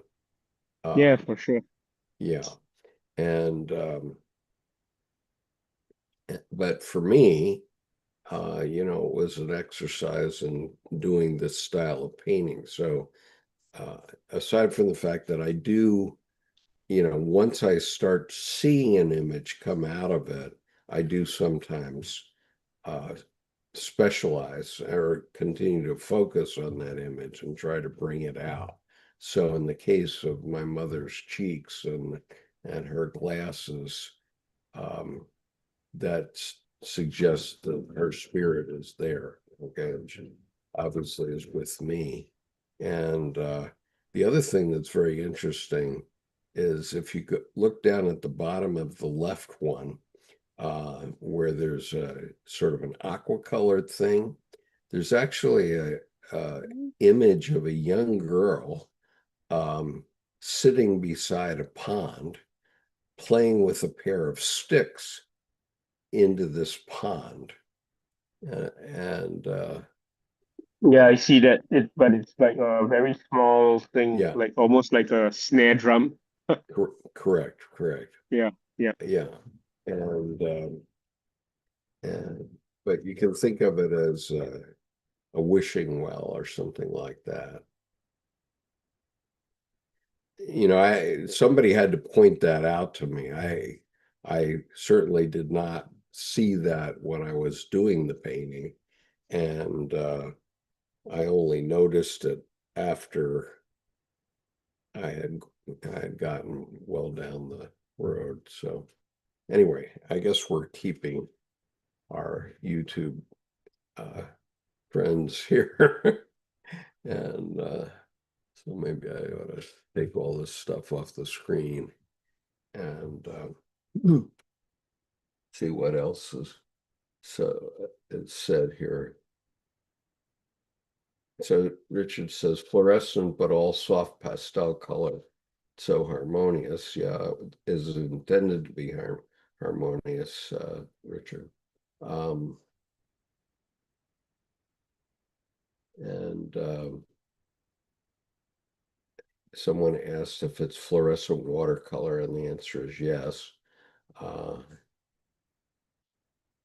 And Lola says, so you draw all the lines first with a fountain pen, stream of consciousness, and then fill it in with watercolor. That is true, except what I have done recently, and this is something I just started to do this year, was I'm not willfully drawing a doodle as I used to.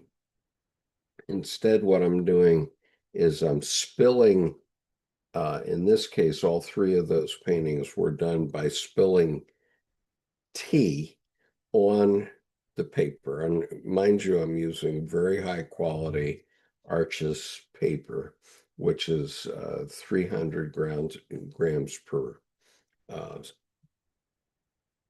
for 300 grams per meter. It's very thick paper. Um, and I have a pad of it so that it doesn't get wrinkled as I'm painting it. And so what I do is I spill tea on this paper, and I sometimes roll it about a little bit as my unconscious tells me to roll it about. And then I let it dry. And then I outline, and this is what I did in all three of these paintings. I then outline all the color boundaries that have been created by the tea, all the color boundaries with my fountain pen. That's the next step. Then I paint in. I paint in all the cells that are created by that process, so which amounts to a doodle in my earlier work, but this is a random doodle because it's from this tea process. So I've drawn all the cells with the fountain pen. I then color them, and I have a certain process by which I pick the colors, but the colors are always selected from the unconscious. And what Colleen says is that when you're doing this, you're making your mark on the paper. So you should not listen to me in terms of how to do the doodle or how to pick the colors. That's that you have to pick from your own unconscious, but you do the colors, and then what you get is, as Nick was talking about, you get a painting which is very smudgy. It's not very well defined, and so on. And then the last thing I do is, again, I outline all the colors, all the color boundaries, with some exceptions. I've started to leave some of the color boundaries not delineated, but in principle, it's to again do all the color boundaries with the pen. Now, in this process, both when you paint and when you put the second round of fountain pen ink on, it will bleed a little bit. It will bleed a little bit. And I intentionally do that. You may not want to do that, so you might want to use a pencil or something like that. But that's what I choose to do. But a part of this rocky process that is described in Colleen Kibert's book in detail is to do this outlining, of the color boundaries.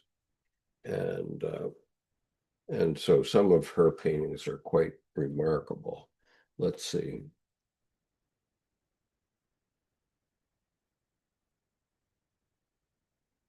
And again, the color is selected from the unconscious. I don't I don't fill in a color until it comes to me what color to use. And part of that is directed by my quote unquote mark, which I'm not going to tell you about it because I don't want to influence your mark, but anyway, that's how it's done.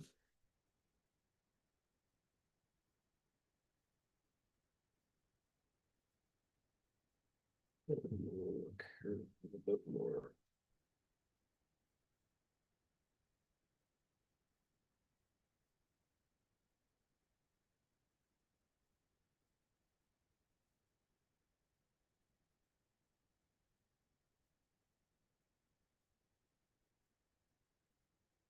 So Richard was talking about the portrait that I showed, and he says, I see perfectly the detail and proportion of the two faces, and the superfluousness of the bodies is so telling that Mr. Holmes holds you in utmost importance and integrity. Yes, that's because it's supposed to be a portrait. And so what Tim had a commission for a portrait from me, and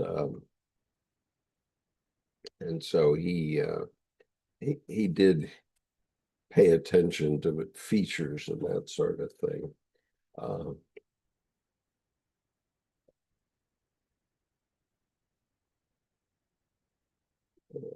Night Sky says she couldn't see the eyes on the lady lying on her side in the portrait. Okay, well, maybe you don't see it. And so the thing to do would be to go back. If you're really interested in this, the thing to do would be to go back and to replay this video. And so we'll leave it at that. You can this video, as soon as I discontinue the Zoom chat, this video will be available for viewing on this YouTube channel, and you can go back and find the passage where we were talking about this and look at it again. But I am going to excuse myself. And Nick, I'm thrilled. I've been thinking about you, especially because I've been reading about Eranos and this book. Again, I want to emphasize this book is so good and so important. And it has lots of color plates in it, and lots of visions in it. Wow. Yeah, I mean, some of these visions she was having, I don't know if you can see it in the teardrop, but No, I can see it. Yeah. there's actually a figure inside the teardrop. And I think it's Madonna and Child. Okay, Madonna and Child inside the teardrop.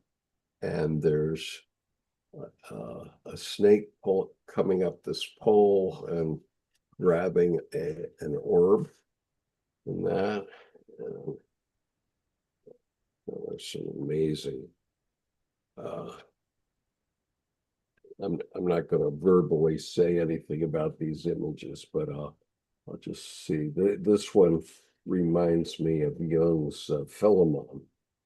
And then there's this one, which is from her Great Mother series. I'm not going to make any comments on this, but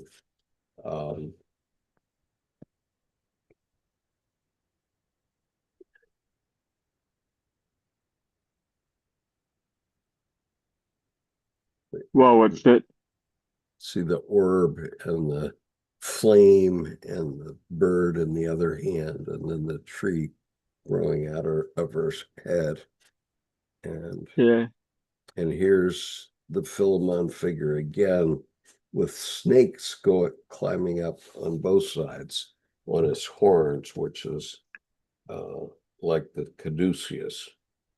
That means they are good snakes. Yeah. And then this is a very interesting one here. And this one is very interesting also.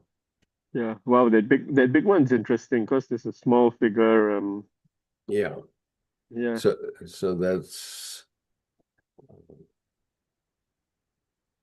the cave of a female deity is passed while holding two torches, um, symbols of life and death.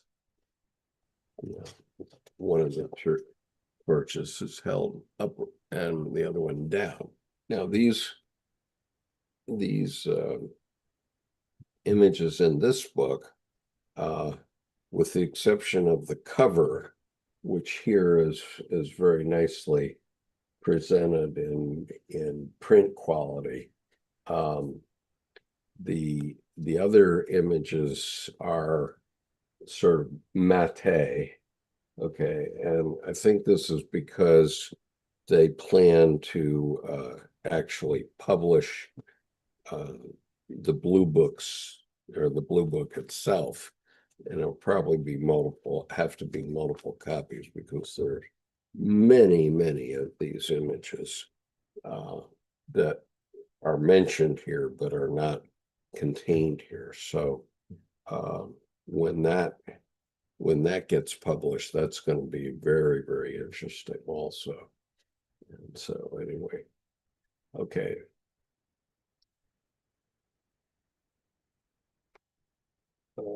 Okay, so night sky. Though I understand for you, the artist, you are projecting your own unconscious, not consciously knowing as you paint, what are you projecting? Well, I'm trying to avoid projecting anything other than, obviously, in the case of the first one I was showing, um, I created a circle with a plate. I put a plate on the paper and then poured the tea so that it would show me an outline of a circle. And so I was trying to do that because I wanted to indicate the self and so on, and a mandala and so on. And a mandala is very important in this, obviously. And so here on the cover, you see these two mandalas, and the whole painting itself is a mandala. So, so I guess that's what I'm projecting.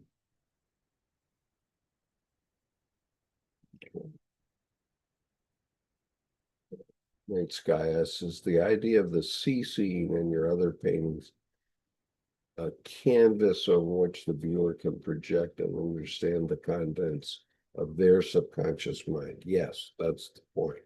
That I'm not. I'm trying it for the most part to not invade your unconscious by telling my interpretations of it. It's just in a few cases here, I'm showing you some imagery that I see very clearly on these paintings, so that you can, I'm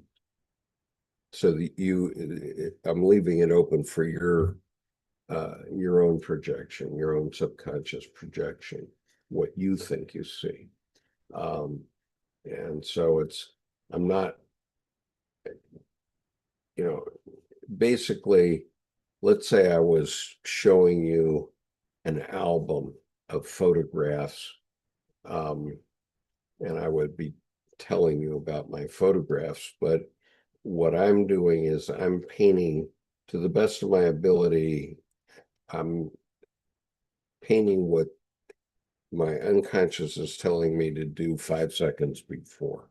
So I'm not coming with any preconceived notions for the most part. I mean, as I start to see imagery in my paintings, then I do start to emphasize those images. But I think of it as kind of going back to the work of the creator to our way, our general way of thinking of God or what God did, which is initially a universe was created, and then God saw certain things in that universe and started to bring them together and to create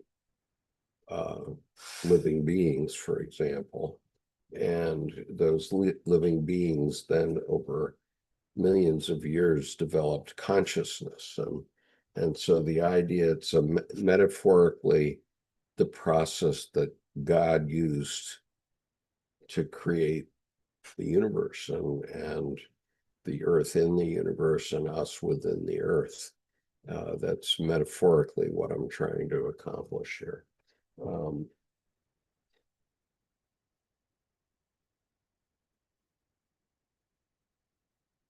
So anyway, the point is I'm showing a snapshot of my unconscious, but I'm trying not, in most cases, I'm trying not to tell you what I see, except for a few that I told you today. But I'm trying, if you look at these paintings, you will find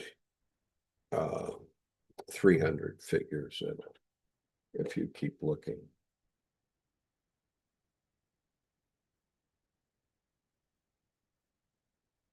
Wow, 300.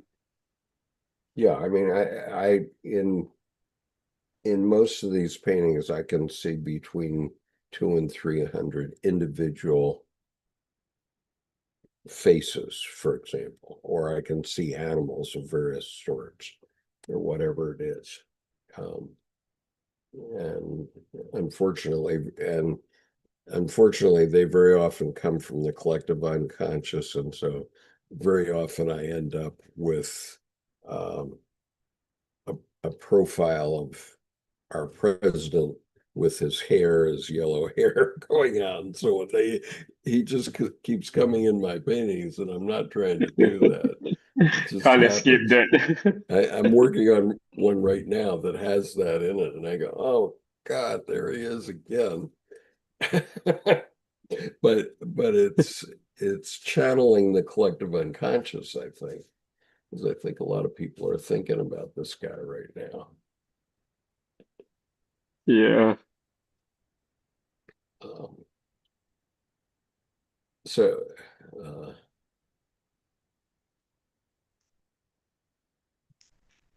So what were you reading before this? before this, well, the last thing that I've been reading is this book, which is very, very helpful and very interesting. For example, in here, it's very clear that he was doing things with Tony Wolff. For example, in Memories, Dreams, Reflections, there's a description of going to the Ravenna mosaics and seeing the Ravenna mosaics and having and remembering that. And then it turns out, and he was with a companion, but he didn't say who he was with in Memories, Dreams, Reflections. But in this book, it's very clear that it's Tony Wolff. They say so explicitly. And so that's part of the difference. But, in that Ravenna experience, the two of them were in this place, I think it might have been a church or something, where there were these mosaics, and they both saw the mosaics, um, and then, but he never got a postcard of this place. So years later, he asked a friend who was going to go visit Ravenna to get him a postcard so that he could look at the image again itself. And the guy comes back and he said, well, those mosaics were destroyed by Napoleon or something like that. I mean, it's, the mosaics had been destroyed hundreds of years before. And and so what Jung and Tony Wolfe were seeing together was a vision. It wasn't the actual mosaics that hadn't existed for hundreds of years. But at the time, it seemed very real to them. So it's one very interesting thing that's in this book. And so that's why it's worth it to get this book, Yeah. which is the actual interviews rather than the amplified version, which is Memory Streams Reflections. Well, let's see. And Night Sky says it's a little bit like automatic writing.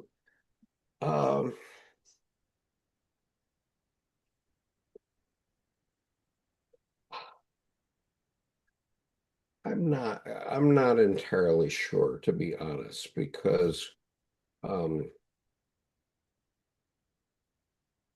had some experience with automatic writing, or I think it was automatic writing. I honestly don't know.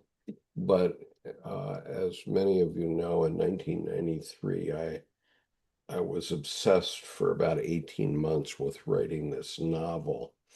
And I would sit down at the computer, turn the screen down as much as I possibly can. And the whole substance of this novel I saw as a vision before my eyes. And I have no recollection of actually typing the words. Wow. And I was doing that for 8 months. It's a 100,000 word novel, about Was it 350. your Pardon? CD Japanese novel? It's pretty seedy. Yes, it's Oh, it's that one. Okay. that one. Did you read that one, Nick? No, I didn't read it, but you mentioned it many times. Yeah, Yeah. well, if somebody wants to read it, you can find it on Amazon. It's called Mako Memoirs of a Woman, and it's only available in That Kindle. that's not the political one, right? What's the political one called? Oh, the political one is uh, In times of political uh, psychology. yeah. Okay, and so Mako, I wrote under a pen name.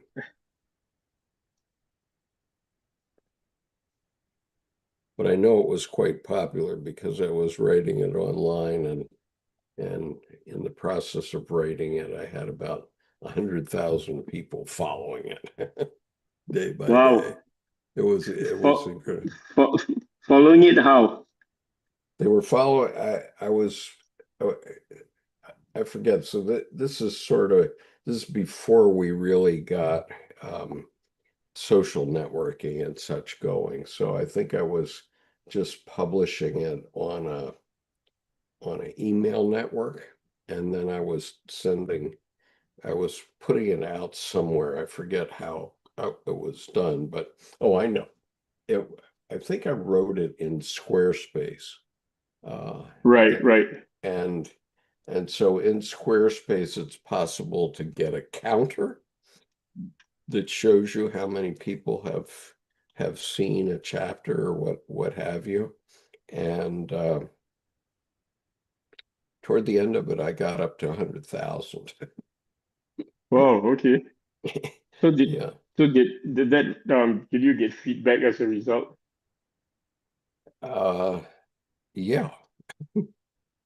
My wife, being the brilliant woman that she is, um, refused to read it until I had 10 other women read it. And so I started to show it um, to women who were my clients. I had a lot of women clients at the time because I was in the medical record space, and directors of medical records are very frequently women, and they were my clients. And so I, to some of them who I was chatting with, I said, "Oh, would you like to see this? I'm writing this article or this novel." And once I started to show it to them, they wouldn't let me stop. I had to show them every chapter. Yeah. And oh, they insisted on seeing every paragraph. So, so once it began, it was unstoppable. Oh, that's great. 100,000 people is a lot. Yeah, and I had so it's Mako Memoirs of a Woman. I've come to understand that it was the memoirs of my anima up to that point. Okay, and the story that I have told many times is how this got going, which was in 92. Norman Schwarzkopf came back from Gulf War One, and he had his war parade in Washington. And I was very angry about that because I don't believe in the aggrandizement of the military, even though I have some experience in the military. And so I refused to watch it, and I refused to watch Trump's parade too. So I went for a walk around the U.S. Capitol, and while I was walking, I was thinking, okay, what do I want to do when I grow up? Because I was in my 40s and I wanted to figure out what I should really be focusing on. And as I was walking, I decided, well, I want to be a writer. And so um, then I said, well, wait a minute, I've been a writer all my life, except I've always been writing for other people. And so I decided to write a novel. And and about a week before that, I had read an article, an interview with Michael Crichton, who had just completed Jurassic Park. And he was asked in this article, in this interview, which was in the Wall Street Journal, he was asked, how do you write a novel? And he said, well, the way you write a novel is you ask a question and then answer it. Okay, that's comes down simply to that. So obviously his question was, what happens if you, using dinosaur DNA, try to bring them back to life, which is what the book and the movie were about. And obviously that was very successful for him. And so in my case, when I was in Japan in 1962, we had a maid who was a live-in maid in my house, um, and one day I asked my father, where does she come from, and why is she with us? And he said, well, in Japan, uh, women come to Tokyo to earn their dowry, quote unquote. That was his answer. And I was 15 Oh, years, huh? no, I said, oh, Yeah, I just said, oh, yeah. yeah. And I was 15 years old at the time. And so that question and his answer had worked in my unconscious for 33 years or 31 years at that point.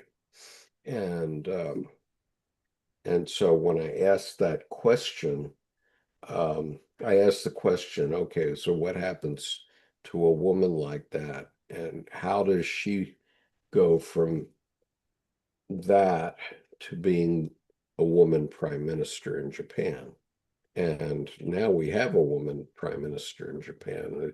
It's the first one. I kind of predicted it in a way. almost the timing also, because the novel covers the timing to about 2015.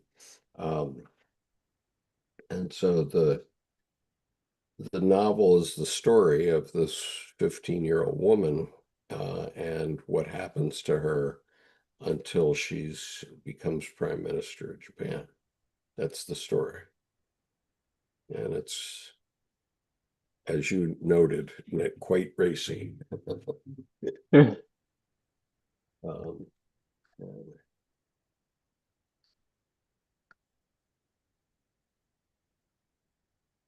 Yeah, but I guess it was your anima.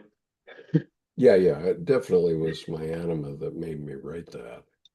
Because the reason I know that is because this, uh, at the time I was visioning and a lot, and the 15-year-old version of this girl would come next to my bed every day at 6 a.m. and wake me up and wouldn't let me stop until I had written about between 500 and 1,000 words. And then I could go on with my day. And that happened for 8 months. It was unstoppable. And Mm. at the end of it, this book emerged, or was emerging through the 8 months. Um,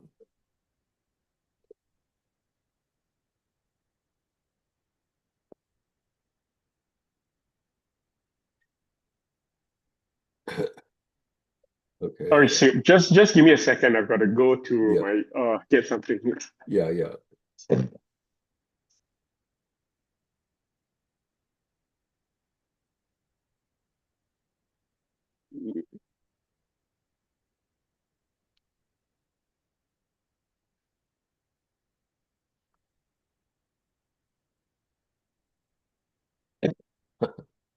So Night Sky said that Night Sky got referred to this YouTube channel because they had been referred by YouTube from another channel called Raiders of the Lost Ark.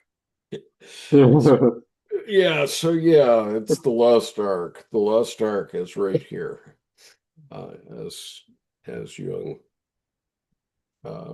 finally told us long ago.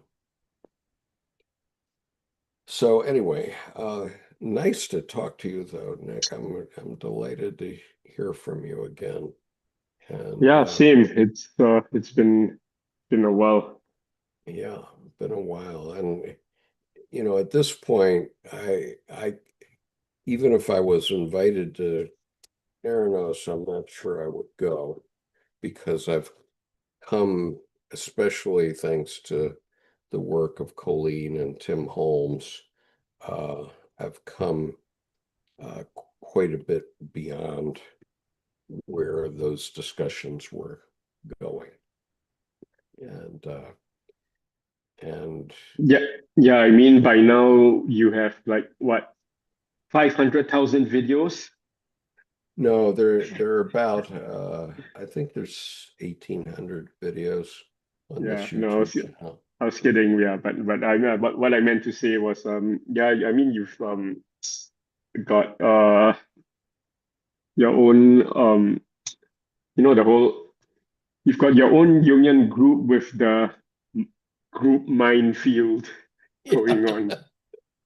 I mean, then Actually, I ultimately, have two because I have an advanced reading group too, which is on Wednesdays at 5 p.m. my time. So it's like 5 a.m. your time or something. yeah, and ultimately that's what it's about. Not that Theranos won't be interesting, but it'll probably be more like conference day. Well, yeah, the thing about Aranos was that uh, it it is sort of seen as the workplace of Jungian analysts. Okay, that's the main people that are interested in Aranos per se up till now. And And to me, I mean, it took me a long time to get to this point, 35 years, but you know, and I always wondered why the Jungian analysts didn't say more, and Jung himself, about politics. Uh, and I came to the conclusion that it's because it's their, um, you know, their race bowl where they're, you know, being analysts, they don't want to explain their mysteries, and uh, they don't want to reveal their mysteries. And so they're a very closed group, I found. Um, and and so at this point, I feel that I've sort of moved beyond the analysts. Okay. Uh, but wouldn't you say that Jung not, I mean he had political views, but are you saying that he wasn't so politically outspoken, I guess? Is that what you Say, mean? I'm sorry, say it again, Nick. I didn't quite hear what you said. Oh, no, I was saying that Jung certainly had political opinions and probably pretty strong ones, but then are you saying that he wasn't like proselytizing Yeah, or yeah, out that's what I'm, or out? Yeah, yeah, that's essentially what I'm saying, because right. he didn't even want to have the Young Institute. It was the Yeah, yeah. women, it was the women around him that organized the Young Institute, and he agreed to put his name on it. Um, but he never tried to proselytize per se, that I could see. And for example, he had the understanding of the collective unconscious, and so I didn't know why he refused to let people understand what the collective unconscious was and how it worked. I Um, I I mean, I guess because I don't know. I mean, this is just my speculation, but I guess it's because it was uh it was more, maybe it was more a very direct and personal path, yeah. and yeah, and then maybe he felt that to like to set up an institute would be Oh, I guess he would have had no a interest in that. I yeah, mean, aggrandize wouldn't be the word, but you know, he didn't feel yeah, that it was something that that was in went institutional kind of thing.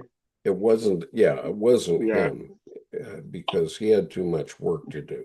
From the time of the yeah. Red Book on, he had too much to do. He didn't have time for fiddling around with an institution or doing teaching. You know, he was doing 7 or 8 analyses a day, even when he was doing all his writing, and then he was doing all of his writing and blah blah blah. So he was doing a lot, and he just never explained himself. And you know, I had understood from the early 90s that he hadn't been forthcoming during the war, during World War II, about the psychological implications of what he knew. But then subsequently, I found out that he was actually an agent for the OSS, and um, he was being He analyzed used. Hitler, right? Pardon? He analyzed Hitler, right, for Well, one of the not a direct analysis. No, yeah, but I mean like an he assessment for some yeah. agency. Well, yeah, for some reason, he actually ended up on a platform with Hitler once physically. Um, and this is partially because the brother of Gearing, Hermann Gearing, the guy who was hung for crimes against humanity, his brother became the president of the Psychological Association in Germany before the during the war, and before the war, he was a prominent psychologist in Germany who knew Jung quite well. Okay, um, and so when Jung ended up having to get out of that group, or I think, I don't know if he ever resigned from that group, but he definitely didn't support them during the war. But because of that relationship with Goering's brother, he ended up being physically in Hitler's presence at least once, maybe twice, and but you know, he didn't do anything with him as far as I know. I have no, you know, that's what our play is about, which we did in 2022. You probably have watched it on this YouTube channel. It's called The Analyst and the Rabbi, and I played Jung in that play. And you know, Jung was just coming along in his work, and you know, the Nazis came up, and you know, like our well, not like, but in a similar mode to our our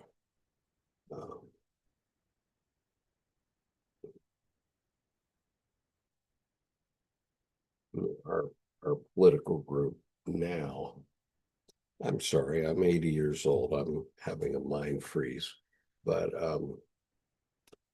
like our MAGA, okay, the MAGA were brought along by Donald Trump. You know, he's a creation of Trump, MAGA is.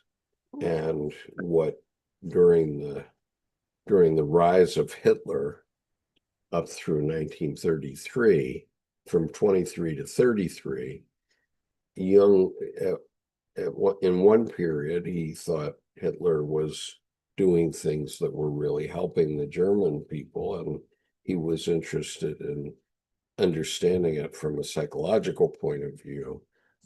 So that's how he ended up getting sucked into those 2 times that he was, you know, there when Hitler was there. But he very early, you know, realized that was not the right way to go, and the play that Rabbi Beck is involved in, which you can find on this YouTube channel for those of you who don't know, is it's right on the homepage of the YouTube channel. It shows Jung's awakening to what was awful during that time, and so, you know, that we can compare that to what's happening in the U.S., what's been happening in the U.S. that time. And you know, as I look at it now, I mean, everybody knows that I'm a liberal, tried and true, but you know, there are certain things that Donald Trump does that I concur with. Okay, and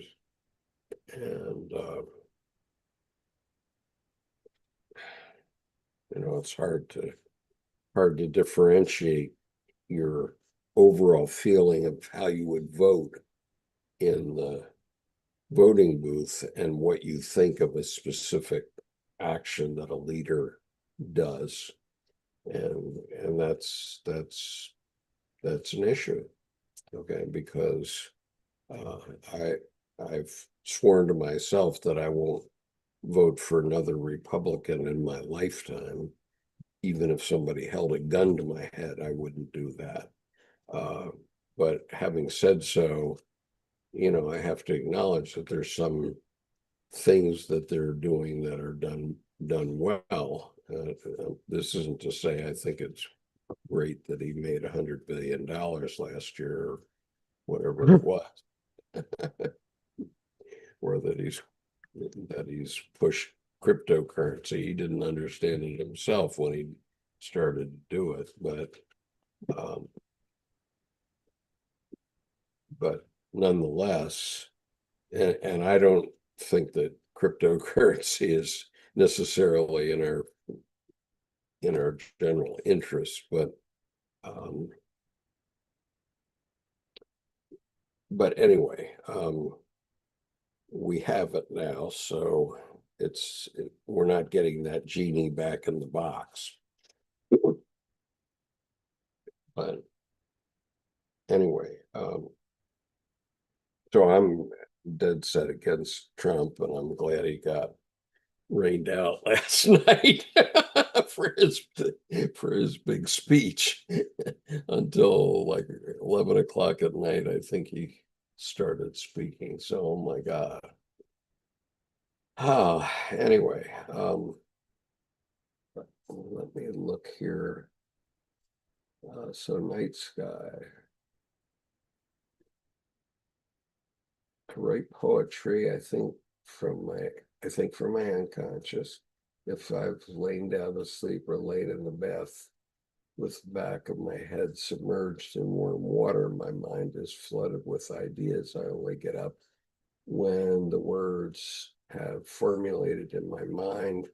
Why did she want 10 women to read it first? So nights, so yeah, night sky, I write poetry that way too, more or less. I mean, not in detail, but more or less. And night sky says, why did she want 10 women to read it first? And um, to validate it. Well, no, but she also didn't want to crush my creative process, basically. And obviously, if you let somebody into your creative process in the middle of it and they criticize it, then you might be shut down. And I'm sure a lot of poems and novels don't get written because somebody criticized before the thing came to fruition. So, my wife knows that she has to let me figure things out for myself. And Night Sky says she lived in Japan. I would love to hear more about your experiences there. Oh my God.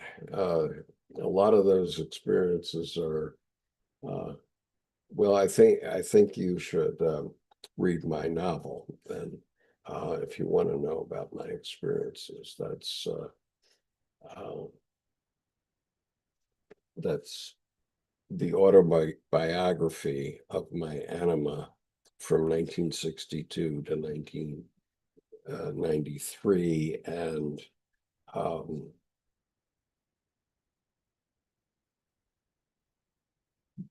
yeah, that's what it is. It's a true story. It's a novel. uh, but yes, I lived in Japan for 8 years, 3 years in high school in the early 60s, and 3 years or 5 years running a company in the first half of the 1980s. And so, Nihongo dekimasu.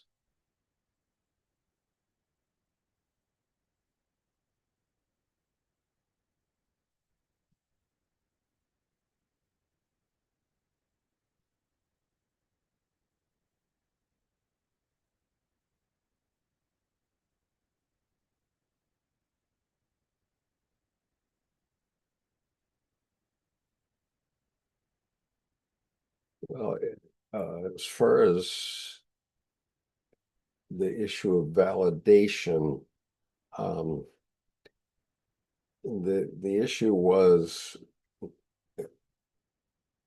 I was driven, I was obsessed in writing that novel, and it was something that had to pour forth from me. Two Freudian psychiatrists read it, friends of ours, years ago, and they said they thought it was a catharsis.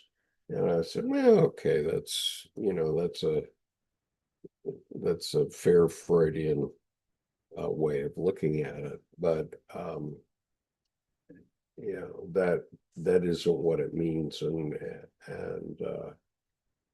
but it came through me, and the validation, although nice to have, wasn't necessary. I mean, the validation of all the people that read it before my wife read it was not required. And so, and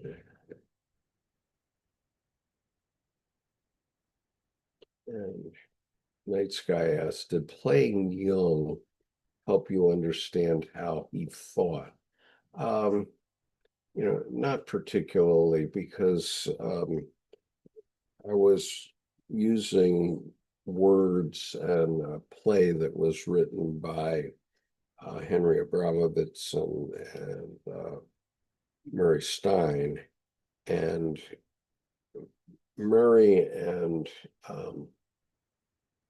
Henry were not Jung, and so they projected in their play, they projected what they thought might have happened, because the play is about a meeting that occurred between Carl Jung and Leo Baeck on October the 6th, 1946. Now, among other things, very interesting synchronicity, I was born on October the 5th. So this was literally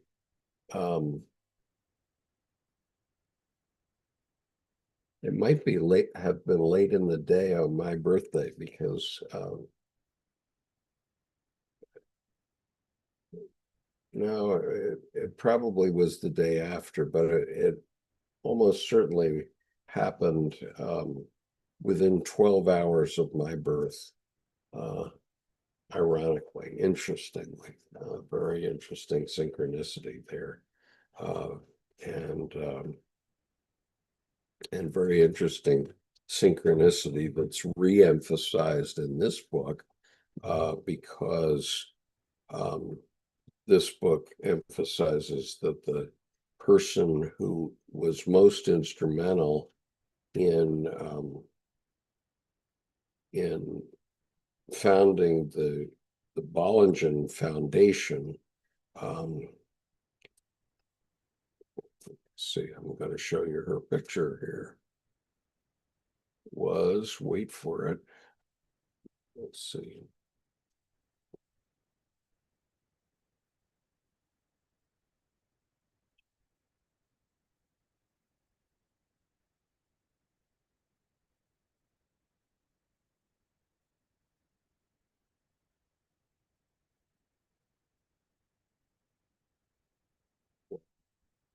Mary Conover Mellon. Okay, this is her portrait. In fact, that's her right there. Sadly, she died in 1944, but she was married to Paul Mellon, who was a very famous banker, and it was actually they that kept Aranos going and founded the Bollingen Foundation. And so she was a relative of mine, and as I've been doing this work for years now, I realized that the first funeral of a notable figure that I was ever aware of was the death of Carl Jung in 1961. and it had been whispered about in my household, because I'm a Conover, so I'm related to Mary in some way, and we have common Dutch heritage. So that's also very interesting because Olga was originally Dutch.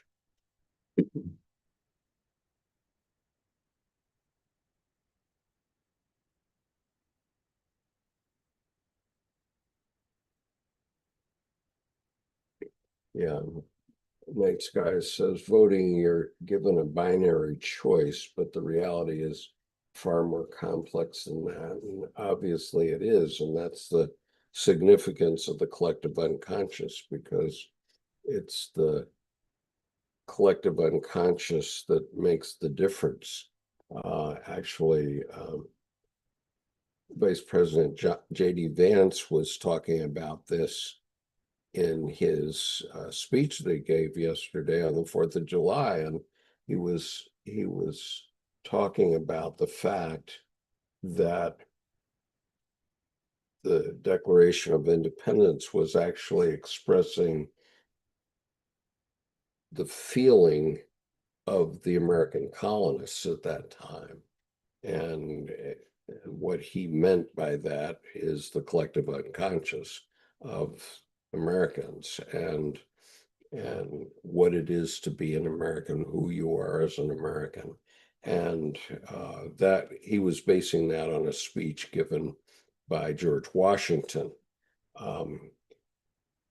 right prior to the Battle of Brooklyn. And that's significant for all kinds of reasons, but anyway, it's an observation that when one becomes American, you have the collective unconscious of an American, and so it doesn't matter if you're naturalized or not. If you naturalize an American, you're an American true and true, no doubt in my mind, not a bit. And that's because of the collective unconscious. So people who immigrate, at first they may still have the collective unconscious of the country from which they came from, and in many cases they were fleeing from that. But once they came to America and spent 5 years here, then their collective unconscious syncs with all the rest of us, and that can't be denied. I mean, it can be denied by Trump and his MAGA cronies, but they're not correct. Anyway, I have to leave because I'm keeping my mother-in-law from her church service. So I'm going to excuse myself. And Nick, thank you so much for being here today. I really appreciate it. And if you can join me in the future, I know you're still in Singapore, right? Yep. Yeah, so I know it's quite late for you, but I really do appreciate you being here. Sure, yeah. We'll be in touch. Yep. Talk I'll write you a talk script. soon. Yeah. Yeah. All right. Take care. Nice seeing you, And Skip. Take care. God bless everyone. Stay safe and stay